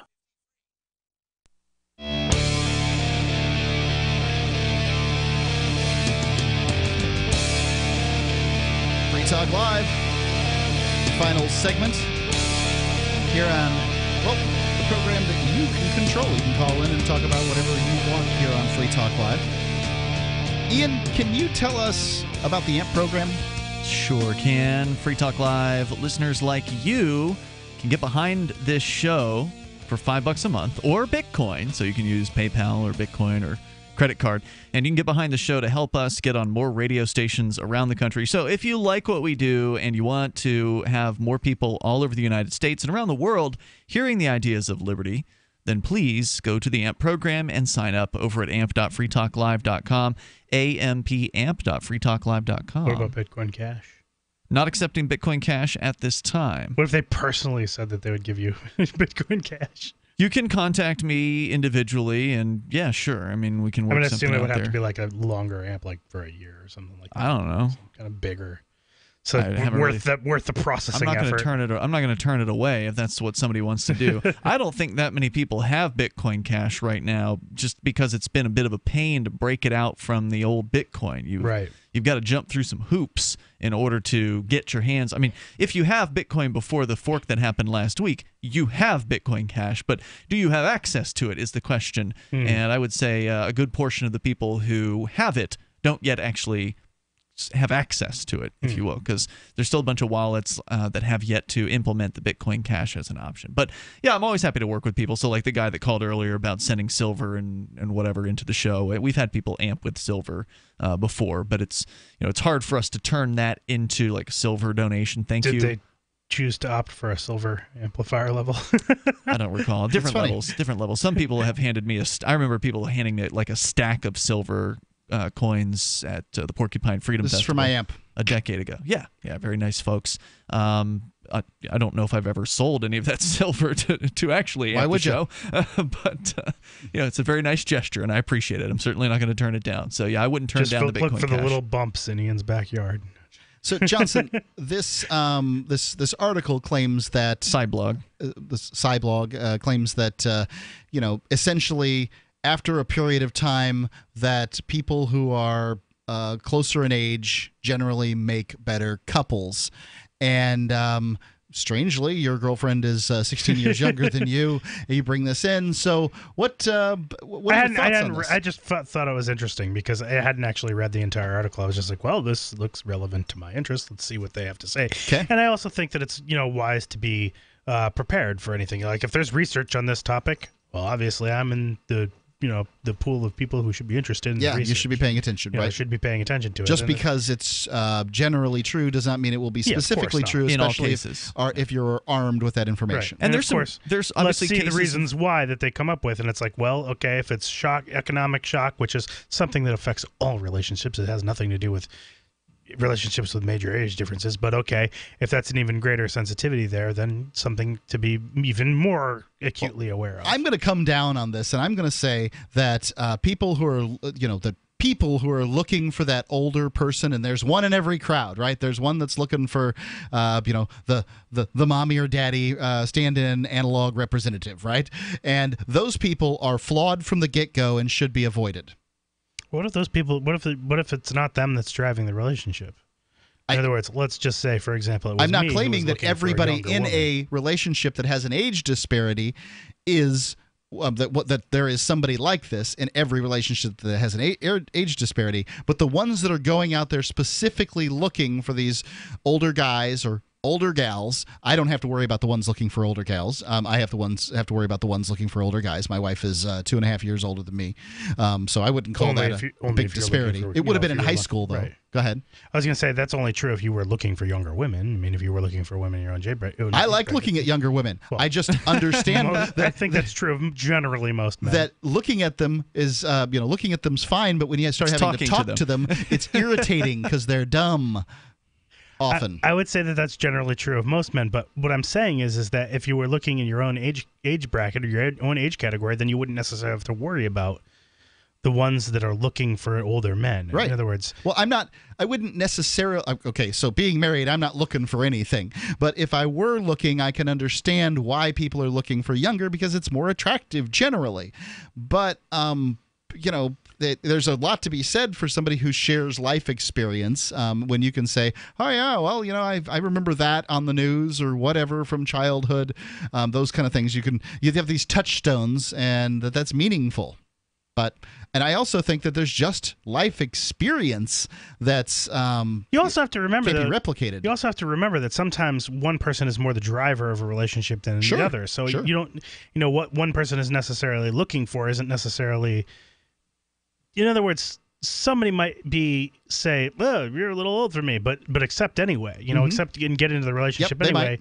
So it's not necessarily you can't necessarily just say, "Oh, one person is looking and the other person's not." I'm not claiming that. But again, let me restate one more time: a person who is looking for someone who is older is in all likelihood flawed from the get-go and should be avoided because that is a big old problem. That could be true, but maybe those people have had bad experiences with younger people and they figure they want to try somebody older because they might be more mature, might be, more... Those bad experiences they had are likely what we call real life. And that real life isn't going to change when you get an older person. That the dynamic has to be superior and inferior. Someone who is looking for an inferior role, flawed. That's my statement. I'm sticking to it. Well, I don't know if that's necessarily there are what the certainly person's mature looking for. young people out there, but and a few of them are looking for older people. So there is some small percentage of folks in this arrangement that are going to be, everything's going to be fine. But life isn't easy. And if there is no easy way out, you're not going to, if you're trying to solve your problems by dating, like, you don't even understand the problem. You're writing answers on a page to problems you don't even understand. So that's what I'm talking about. And somebody who's in that situation should be avoided. When you see this, the lights should be flashing. Coupling yourself to that kind of is a bad idea. Don't do it. So that's my advice for all the people out there that haven't already coupled themselves to this kind of nonsense. So there you go. Didn't you have stronger arguments against this, Ian? It seems like when we were talking about this they've been blown out of the water at this point. Do you feel like you've been blown out of the water at this point? Not necessarily. Not necessarily. I mean, I definitely see where you're coming from, Mark. And I mean, the science is what it is, but that doesn't mean that there aren't successful young and old couples all over the place who have done very, very well for a long time. I like to think about Mark Emery and his wife, Jody, who... Okay. I forget how old he was when he met her, but she was in high school, and they're still together, and she stuck with him through 5 years in prison. So. Yeah, referencing individual situations isn't really, a particularly strong position. It's the last final bastion of those who wish to hold on to a point that has been destroyed. Yes, I can find an individual circumstance for everything, especially if I don't particularly know the people very well. He is 59 and she is 32. Let's go to the phones here. Sarah in New Mexico. Sarah, you're on Free Talk Live. Yes. I just want to mention that, ever since the New Mexico got rid of the death penalty and the red light cameras, New Mexico have plummeted down to the 9th worst place to live. So hold on. Are you saying you want the death penalty to come back? Because I gotta say, basically, it sounds like what you're looking for is you're looking for the red light camera people to catch the people who are running red lights so that they can be executed. That's what it sounds like. No, our murder and crime and auto-related deaths have gone up. So, in other words, it makes it a worse place to live. We have dropped down to when you have all these auto fatalities. Right. So if we had the cameras taking pictures of these people running the red lights, it would really deter them when you told them that they would get the death penalty. No, they're not going to get the death penalty. But should they? But should they? Because if you combine these two things, you bring back the death penalty, and you have the cameras catching them, then you can kill them with the death penalty. That would really stop them from running the red lights, right? Sarah, thanks for the call. Hey, wait, I got David Columbus on topic here. You know what she's going to do. She hasn't heard a government program she doesn't like. She calls in every single information. night. Dave, you're on Free Talk Live. This was new information. Dave, say it as fast as you can. 20 seconds.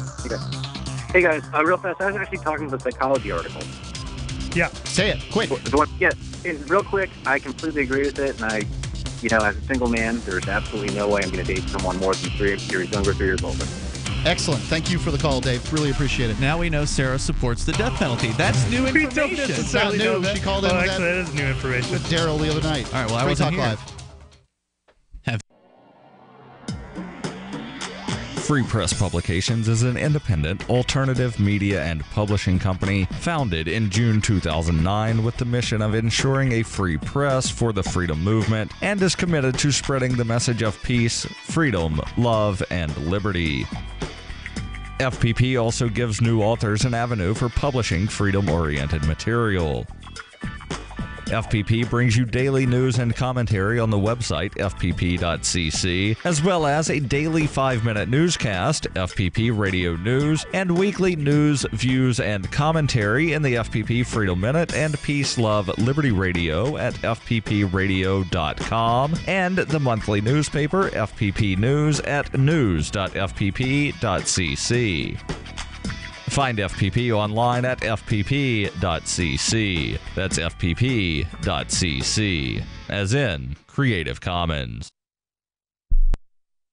When you hear the word lobbyist, you probably think about greedy corporations, but not all lobbyists are the same. Some are fighting for the freedoms you hold dear. Liberty Lobby LLC is doing just that in New Hampshire, working hard to represent you, not some special interest group. You can help by going to libertylobby.info, where your contribution will give us the tools we need to ensure that your voice is heard. Visit libertylobby.info today to find out more.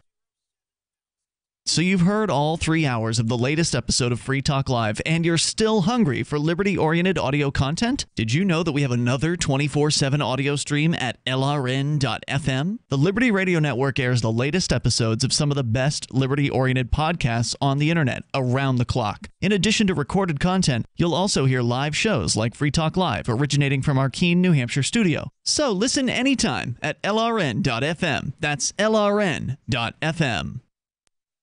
The latest episode of Declare Your Independence is next, after the news, here on the Liberty Radio Network, LRN.FM.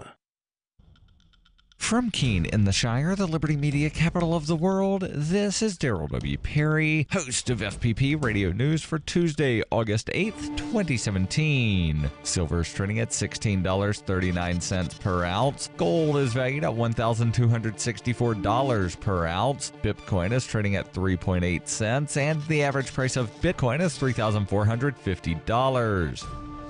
Antiwar.com reports Pentagon officials say a discussion is ongoing about the possibility of granting U.S. forces in the Philippines authority to conduct airstrikes against that nation's the Islamic State affiliate, and the announcement and naming of the new operation could happen within the next 24 hours. Affiliates of the Islamic State have been active in southern Philippines in recent months, seizing the city of Marawi and leading to a protracted battle with the Philippine military, which the U.S. has been participating in a limited role. The U.S. is always keen for deeper military involvement in the Philippines, especially as President Duterte was until recently talking about his interest in getting the U.S. military out of his country entirely. This could just be the pretext to get the U.S. dug in even deeper. Duterte has also been courting ties with Russia and China, but now seems to be committed to the U.S., greeting Secretary of State Rex Tillerson by declaring himself to be America's humble friend in Southeast Asia.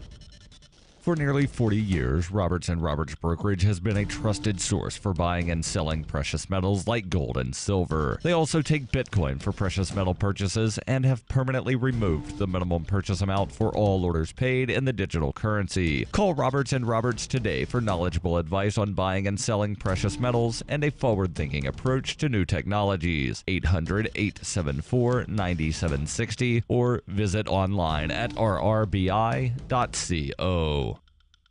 UPI reports an 11-year-old Boy Scout died Monday from injuries after a boating accident in East Texas that took the lives of 2 other Boy Scouts 2 days earlier, according to authorities. 11-year-old Thomas Larry had been hospitalized in Shreveport, Louisiana since he was discovered Saturday. The 2 other victims, William Brannon and Heath Fichot, were found dead at the time of the accident. All 3 boys were members of a Boy Scout troop out of Hallsville, Texas. The accident occurred Saturday afternoon in Lake of the Pines, Texas, located about 150 miles east of Dallas. The Boy Scouts were in a sailboat when the sail collided with transmission power lines overhead. The Texas Parks and Wildlife Department said the boys may have been electrocuted as a result. Texas Park and Wildlife Department said the accident is being investigated. Texas Game Warden Quint Balcom told local media it was a tragic scene. Larry was found unresponsive by bystanders further away and given CPR before being taken to the hospital, where he eventually succumbed to his injuries. According to the Longview News Journal, Hallsville Band Director Sherry Morgan said the families of the victims and their communities are heartbroken and devastated. Morgan said, "You're talking about great young men, men of integrity. All is not lost. They leave a legacy, so they are going to live on forever."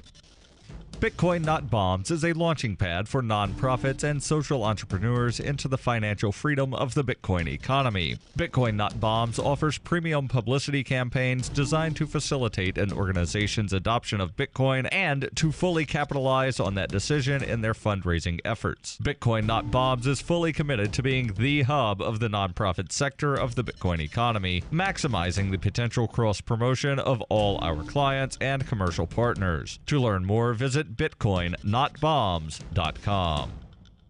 Reuters reports New York City Mayor Bill de Blasio on Monday proposed raising taxes for the wealthiest New Yorkers to increase funding for the city's deteriorating subway system. His plan, an increase in the tax rate on individuals' income above $500,000 from 3.876% to 4.41%, would also fund half-price bus and subway rides for up to 800,000 of the city's poorest residents. The plan comes as the mayor and New York State Governor Andrew Cuomo squabble over who is responsible for the nation's largest subway system, which has suffered a surge in delays. Cuomo controls the Metropolitan Transportation Authority, the state-run corporation that operates the subway and bus system. He has the power to close it down without consulting the mayor, as he did before a winter storm in 2015. Cuomo says the city should contribute more from its own coffers since it technically owns the subway system. De Blasio said his plan would raise an additional $700 million in 2018 for the subway and bus system, and that the additional revenue could be used to borrow more funding even sooner. About 32,000 of the city's wealthiest residents would see their taxes rise. The plan would need approval from the New York Senate, which reportedly is averse to tax increases.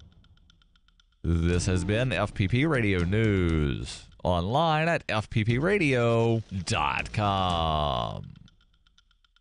This is the Onion Week in Review. Poets across the nation issued a statement Thursday announcing that shadows, inky sharp as the raven's beak, meet the clouds like dusty charcoal on an ashen brow. Citing the ageless gloom of morning and a weary sun, its astroluminescence wrapped in arid gauze, the report noted that doubt lingers in the frail minutes of a young dawn. For what is the sound of hope?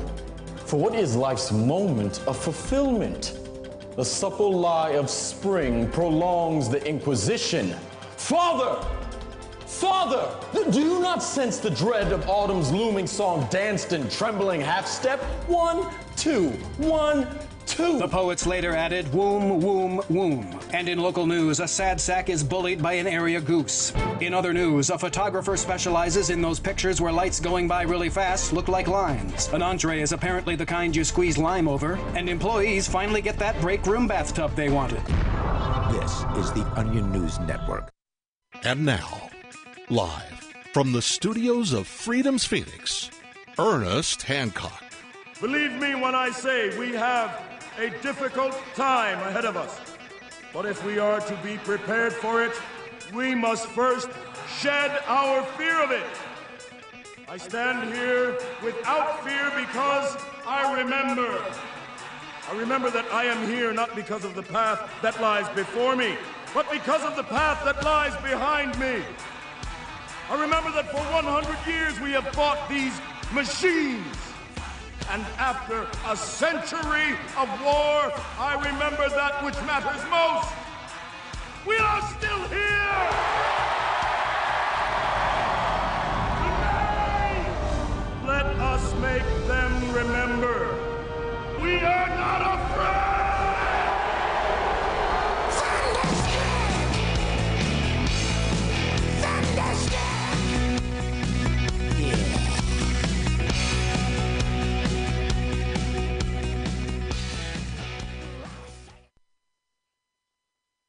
No fear, no fear, no fear, no fear, no fear, no fear. Here and declare your independence with me, Ernest Hancock, here in Phoenix, Arizona, from the BAE-Beautiful Studios. BAE-Beautiful Studio of Freedom's Phoenix, freedomsandaskphoenix.com.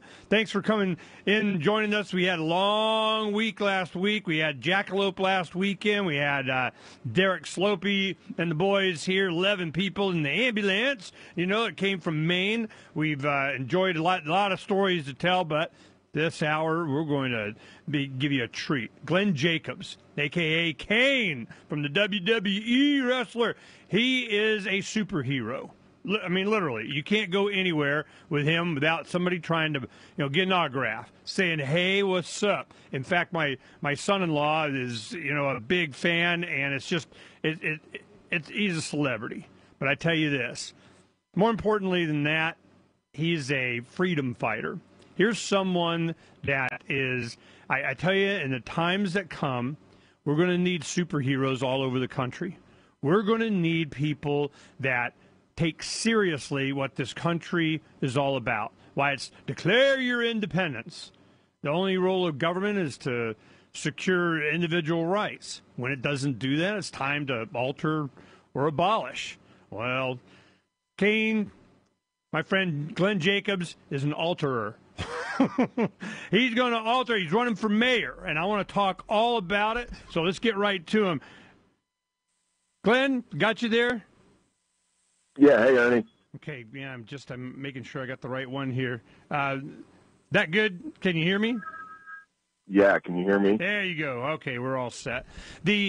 I wanted to make sure that people understood that I know from the moment that you said that you're going to be going for an office of service that I know you're going to take it seriously. I just want you to know that Donna and I were in. You know, whatever you need, this is the kind of thing throughout the entire country that we're going to be doing everything we can to target your community. I know that you want to be safe and secure for your family and so on. The only way to do that is advocate it for like everybody and certainly your community. And the community that you're running, then tell us about it and tell us what you're doing, will you please? Sure. And thanks for having me on. And I'm not a superhero, Ernie. I'm just a guy. You know, I think there are some very important things that we all need to do. But, you know, I'm always amazed at the real heroes out there, the people who make a difference in their communities. You know, and those are the people that are heroes. So I appreciate that. But, you know, I'm just a guy, man. You know, that makes you a superhero? I mean, seriously?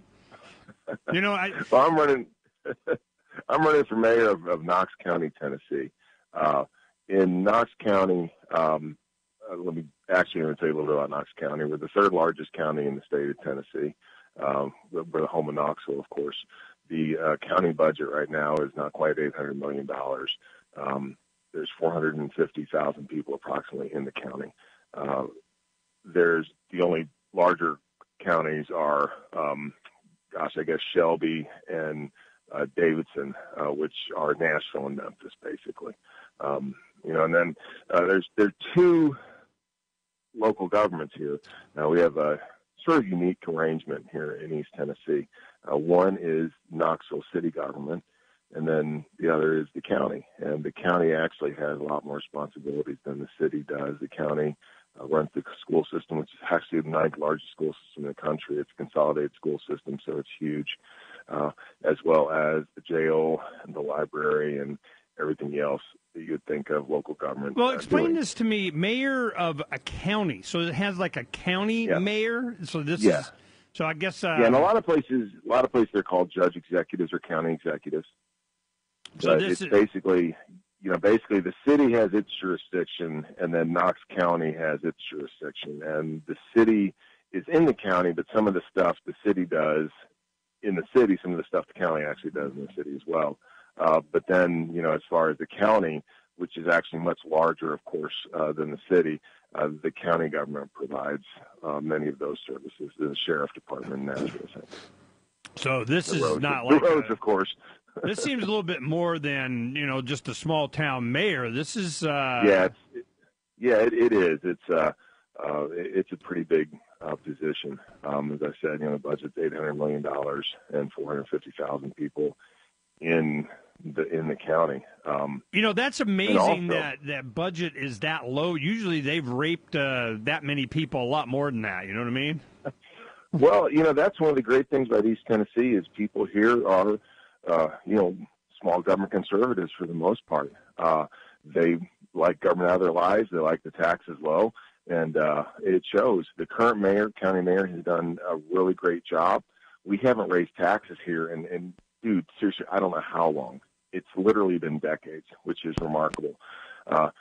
The city mayor, who is term limited, he is actually he can't run again in 2018. He's running for Congress, but he hasn't raised taxes. He's been able to lean out the budget.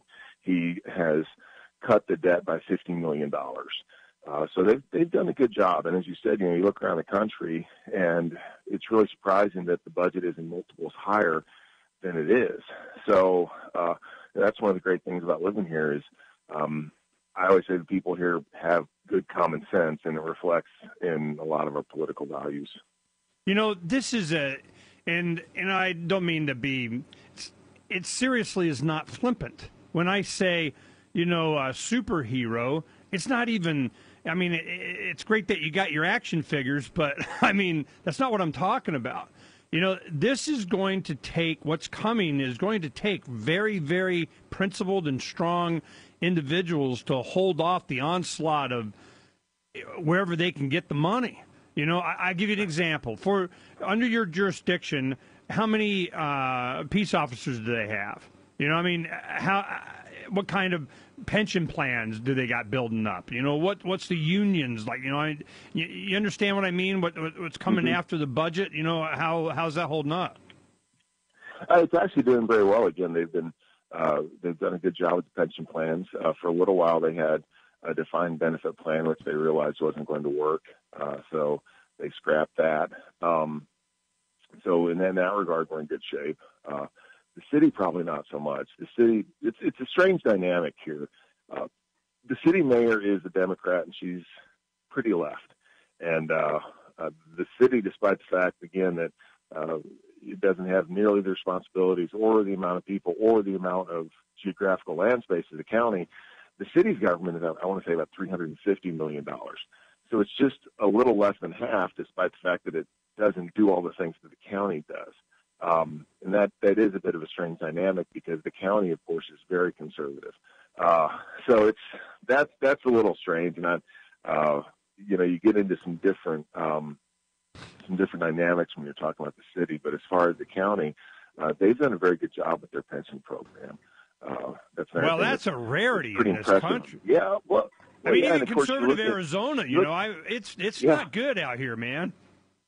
Yeah, well, of course, and then, you know, one of my great worries is what happens when, you know, Illinois and California go to the federal government looking for a bailout because their legacy costs and their pension plans have exceeded their tax revenue, which is everywhere. Yeah, and then they turn to the states that are shaped like Tennessee and go, hey, we need some money, and, you know, from the people there. That's not right. More with Glenn Jacobs when we come back in just a little bit.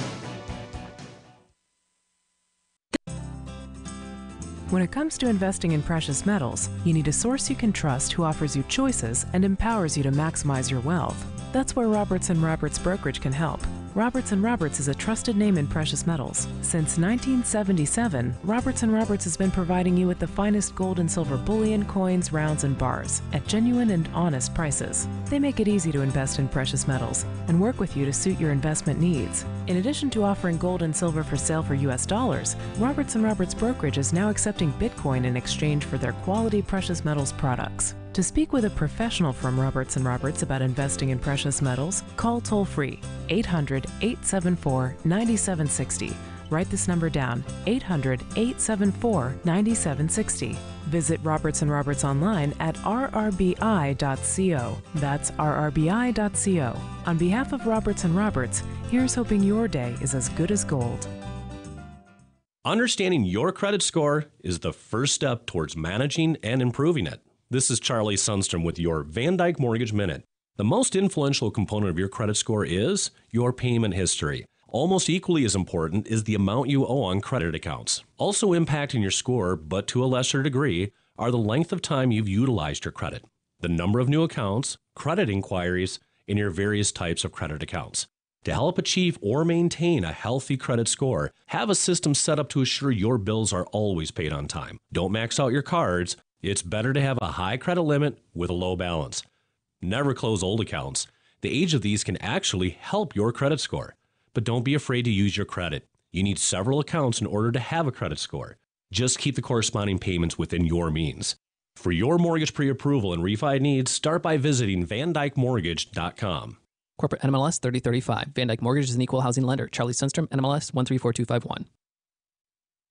Cell 411 is a free app for Android and iOS that replaces government-controlled 911. Cell 411 allows you to preset a group of friends or private organizations to show up at any emergency. Cell 411 is a nightmare for the state because it proves their so-called services aren't needed. Cell 411 has had thousands of installs, and of course it's covered by the BIPCOT no government license. Cell 411 because your friends won't shoot you when you're in trouble. Without the government, who would build the emergency services? You and Cell 411. Get it today at getcell411.com. For years, LRN.FM has had a listen line that you can call and listen to LRN.FM anytime. Now we're taking the idea to a new level with the LRN.FM audio on demand line. You can call 641-793-9660 anytime and listen to LRN.FM's live feed, and you can listen to a bunch of our original shows on demand. Long distance fees may apply. Just dial 641-793-9660 and choose from the menu 641-793-9660. The Free State Project has reached its goal of 20,000 liberty lovers who've pledged to move to New Hampshire and get active to achieve liberty in our lifetime. Perhaps you're trying to figure out what part of New Hampshire should be your destination. If so, consider Keene. You'll find more than 150 reasons to move to Keene at move.freekeene.com. Keene is famous for its historic, publicity-generating activism, as well as being the liberty media capital of the world. It's home to freekeene.com, New Hampshire's destination for liberty activism, news, and opinion. For years, we've been compiling over 150 reasons to move to Keene at move.freekeene.com, where you'll learn about some of what's happening here and what makes Keene a great place to live. If you love liberty, you'll probably enjoy anywhere you end up in the Shire. But do your due diligence first. Please visit move.freekeene.com for the full list of over 150 reasons to move to Keene. That's move.freekeene.com. Do you love Twitter? Make sure you favorite the LRN.FM Twitter account so you can receive our tweets at twitter.lrn.fm. That's twitter.lrn.fm. Roads? It's the Ernest Hancock Show. Where we're going, there aren't any roads.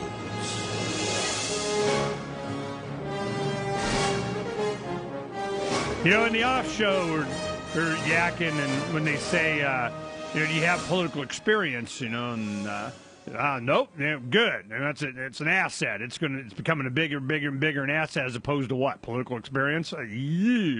But there is an experience. Experience is being a victim of it. A victim of government, a victim of a philosophy, a victim of your wallet. So I'm wondering why it's like a duty.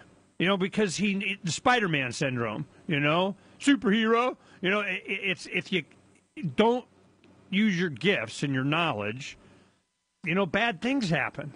And I tell you, the feeling of first emotion that I get is jealousy of the people that in your community that get the benefit of your philosophy and your goodness. Who are the supporters? Who are your people, the core team? Your family? Is it friends? Is it, what was it that motivated you to take this step on, Glenn? What motivated me to take this step on is the fact that I love my family. I love my community. It sounds cliche. I love America. I remember you one time were talking with a gentleman who's in the media, and he was very left, and he ended up getting hot, and he's like, well, if liberty is such a great thing, why didn't all you people move to an island, and do that? And you said, we did. It was called America. And then you showed up. And that's it, man. It's like, I'm nothing. People look at me and, like you said, I'm a bit of a celebrity. I've been able to do some extraordinary things in my life. But I'm not special, man. I have a unique skill set, but I'm not special. Here in this country, all of us were supposed to be able to do that because we had the opportunities to do it. Okay. I want to make sure that those opportunities are conserved and expanded for my kids and my grandkids. And there's no reason that they shouldn't be. And I think that it would be tragic if our generation were the ones, like Reagan said, freedom is one generation away from extinction. And I'm not going to let that happen for me. I'm going to do everything that I possibly can to make sure that my kids, my grandkids, can say, Dad and Granddad, he went out there and he fought and he tried. And that's what it's all about, man. And so much of the things that we talk about and you talk about on the show, a lot of it is you got evil people in the world, but a lot of it is just that sort of banal, the evil of banality, or however you want to phrase it. And what I mean by that is just, we just allow things to happen, and then we look back and go, oh gosh, how did we get in this situation? And it's not that there's, it's not that, not that there's evil forces sometimes with an agenda. It's just we are not vigilant in our responsibility to ensure the opportunities that we had for coming generations. This is one thing that I'm looking forward to is the debates, the rhetoric, the forums, the candidate participation with constituents events. I just know that and I don't know if the political establishment there, it sounds like they just want a continuation of not letting government get out of hand, and I just am amazed that there's a place left. That's seriously. I went to a year ago this last August. I went to the League of Cities and Towns, and they were celebrating. It's like a week long. Every city council and mayor and their economic development guy and whatever, and they're for all the communities. And it's like 99 communities in Arizona, and they were celebrating the last one that finally signed up to be ruled, and be part of their thing. And I went there as a journalist, just, fly on the wall, and you've been very proud of me. I was very quiet. And but you go golfing with these guys, and and I'm just sucking it up. All right, where is there a freedom place that freedom-oriented liberty people would be welcome? Where is that place in Arizona? Where is it? And communities, many of them, but not the government. And when they would approach out here, different places around Arizona, we'd go, and the first thing we did is you wanted to see the books. I go, okay, well, what's your obligation? What entitlements, what bonds, what retirement packages, what? And it was ugly.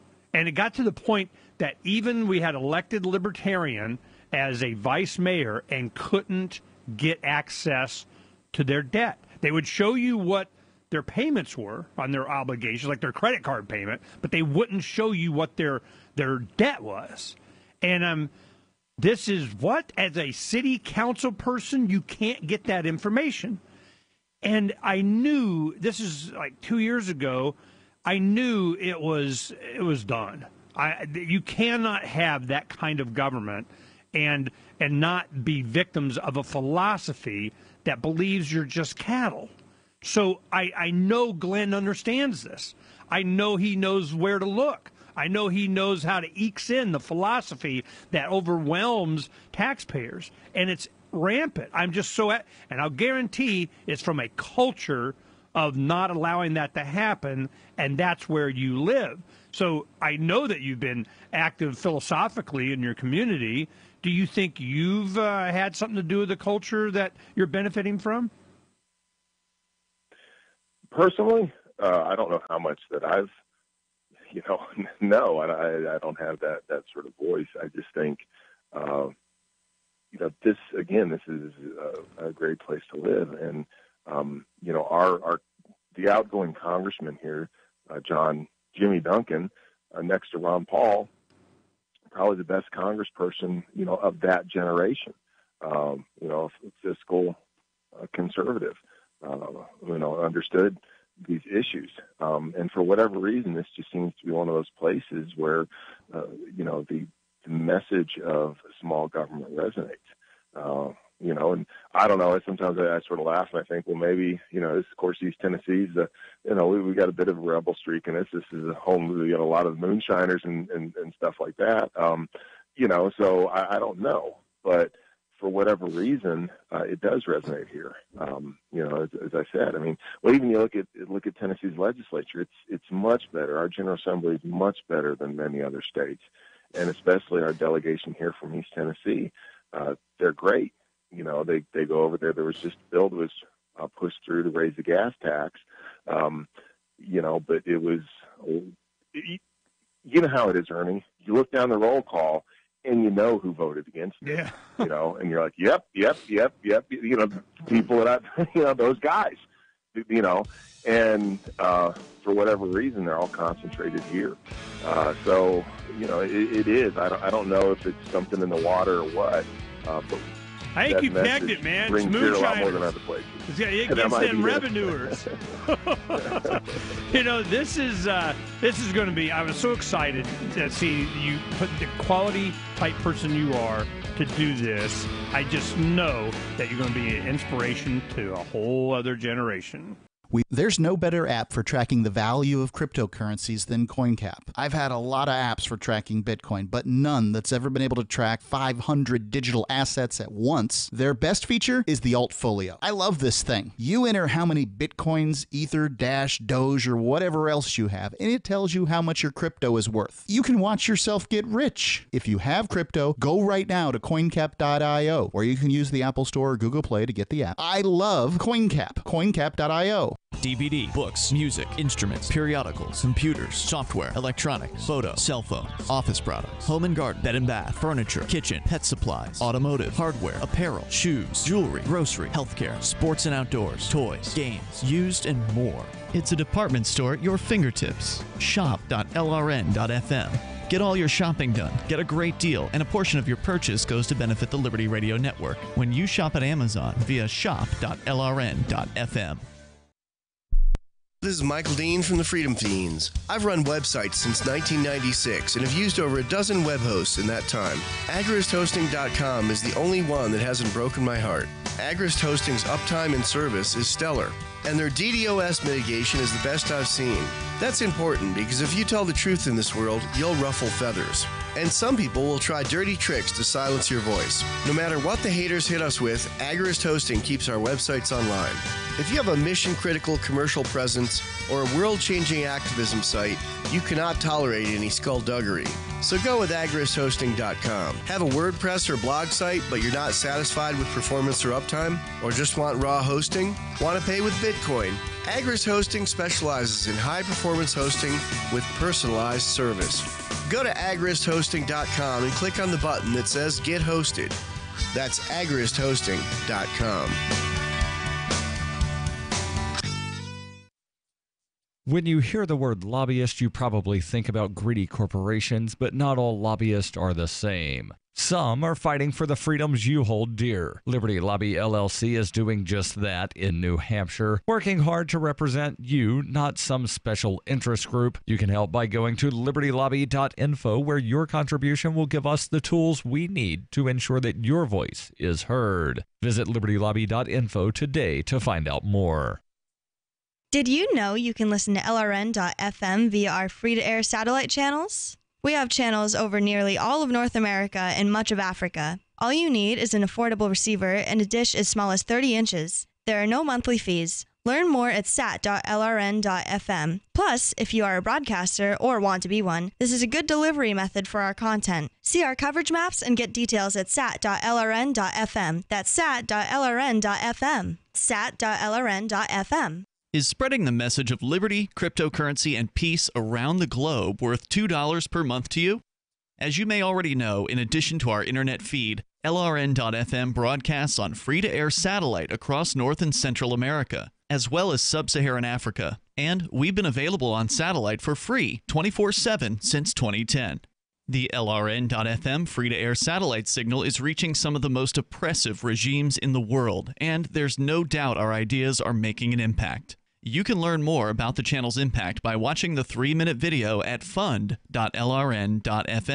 If you'd like to help free minds globally with our ideas of liberty, cryptocurrency, and peace, you can donate as little as $2 per month via fund.lrn.fm. You can help us continue and expand our satellite broadcast to multiple continents. Visit fund.lrn.fm today, and thank you for your help. Don't forget to share the link on social media. That's fund.lrn.fm. If you enjoy LRN.FM, please contribute to your favorite shows via their websites and become an amplifier at amp.lrn.fm. That's amp.lrn.fm.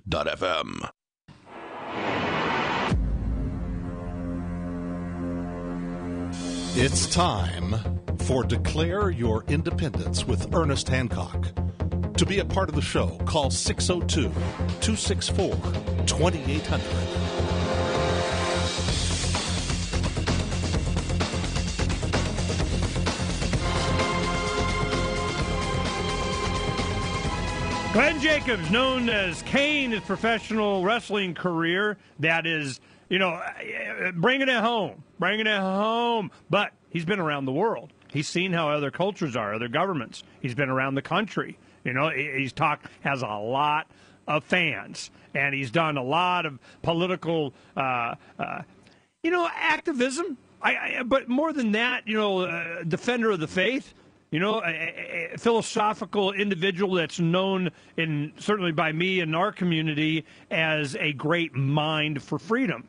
A liberty-oriented individual that understands what is important. It's not, how many bathrooms we got to have and crap like that. It's real how it affects you in your relationship with government. And the whole purpose of government was to defend individual rights. When it doesn't do that, they're bad. That's how you know they're bad. Well, not a bad guy, Glenn Jacobs. So this is your supporters, and you making this announcement.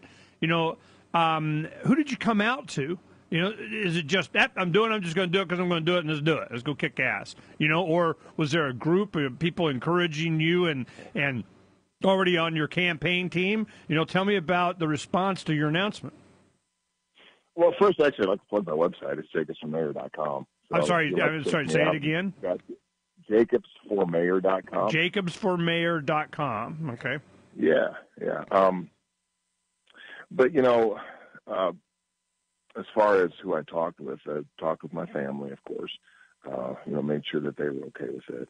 I had some friends here in the local community that I talked with as well.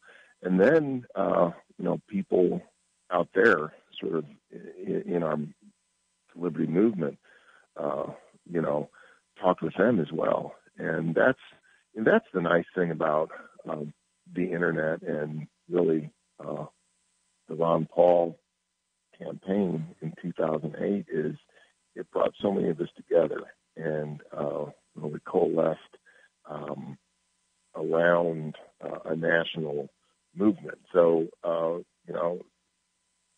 I'm not doing this I don't feel like I'm all alone, which 10 years ago, if I would have wanted to do this, I would have felt like.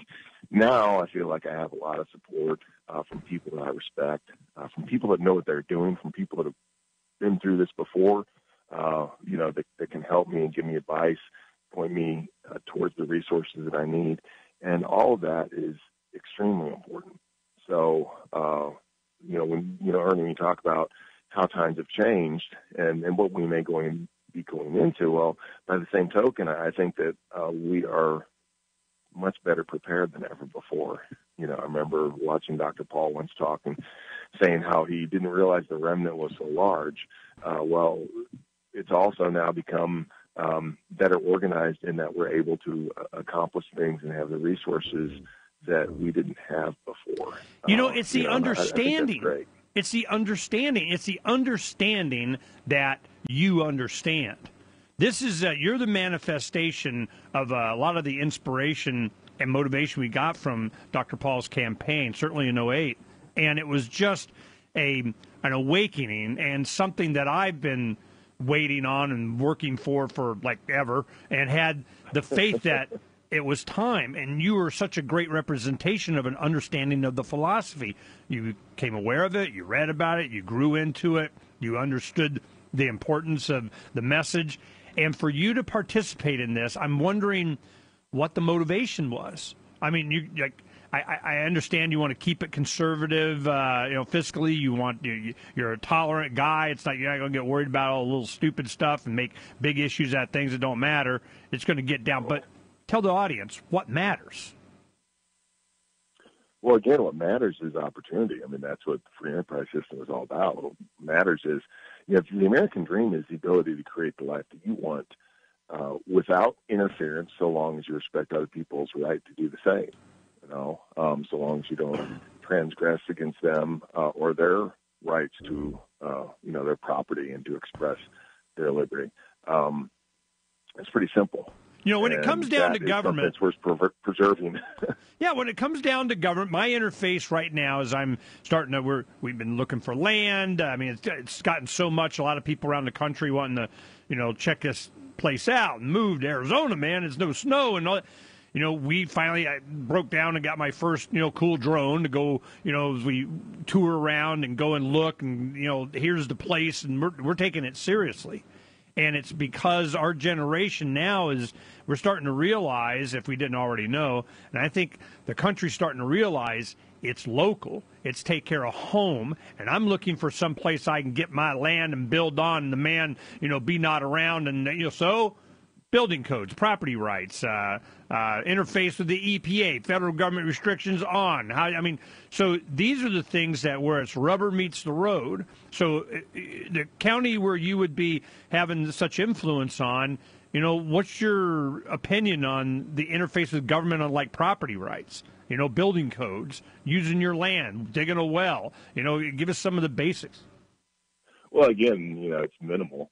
And it should just be, for the protection of the individual.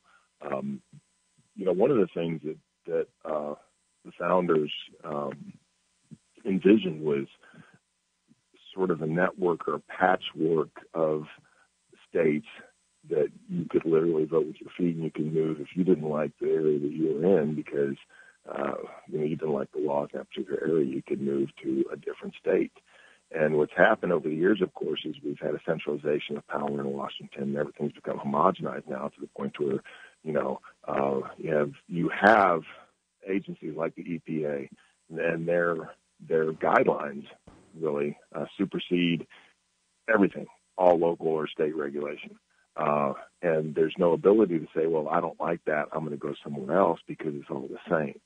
And that's where I see the local being so important, because if this is going to sound really weird and don't hate me or anything, but I'm a proponent of strengthening state and local governments at the expense of the federal government, taking back the powers that belong to the states to weaken Washington. And then hopefully some of the states will go, well, hey, gosh, if we do this, we're going to benefit from it. And this, of course, being if we move in the direction of freedom and liberty. You even make the move in the direction of freedom. You're a freaking superhero. They need a comic book just for that, okay?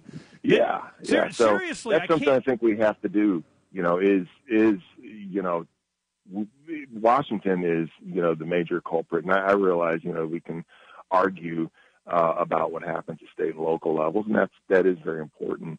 But so long as we have an overarching, homogenized system that doesn't allow at least much deviation from what they want, that's going to be the system. And, for me, it's being able to crack that and start saying, okay, our state is going to do this and see what happens, that experiment in liberty that Jefferson talked about that. And I think that would be a huge step in the right direction.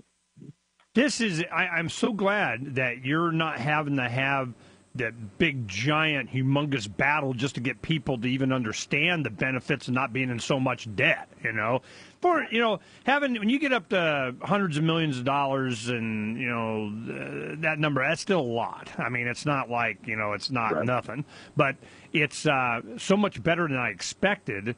That if they get someone like you that understands where the theft comes from, what the threats are, that they'd be so much better off in the times to come. And what's your opinion on, in general, the fiscal health of the country and how it's going to affect your constituency? When we come back, that's the first, let me write it down right here. Make sure that's what we come back with, future econ. Here it comes. I know Glenn knows what to look for and how best to defend his family and community from that.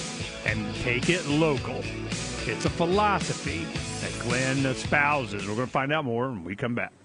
This is Donna Hancock with Silver Alliance Realty in Phoenix, Arizona, and I specialize in helping you find the real estate that fits your needs. Whether you are looking to purchase a home or a piece of land, whether it's in town or a rural setting, I can help you find exactly what you are looking for. Most of us are aware of the turbulent times ahead and will need to settle in a place that will suit our particular desires, not only to protect our families, but to thrive in the coming downturn of the economy. Unfortunately, that time is not in the future, but it is upon us, and if you are going to get ahead of the game, now is the time to prepare. Qualifying options for new loans are narrowing, the dollar is being devalued every day, and living expenses are on the rise. So I have created a useful tool on my webpage at donnahancock.com that will allow you to search for properties at your leisure that are of interest to you. Simply click on the Search MLS tab at the top of my webpage to begin your search today. Start preparing for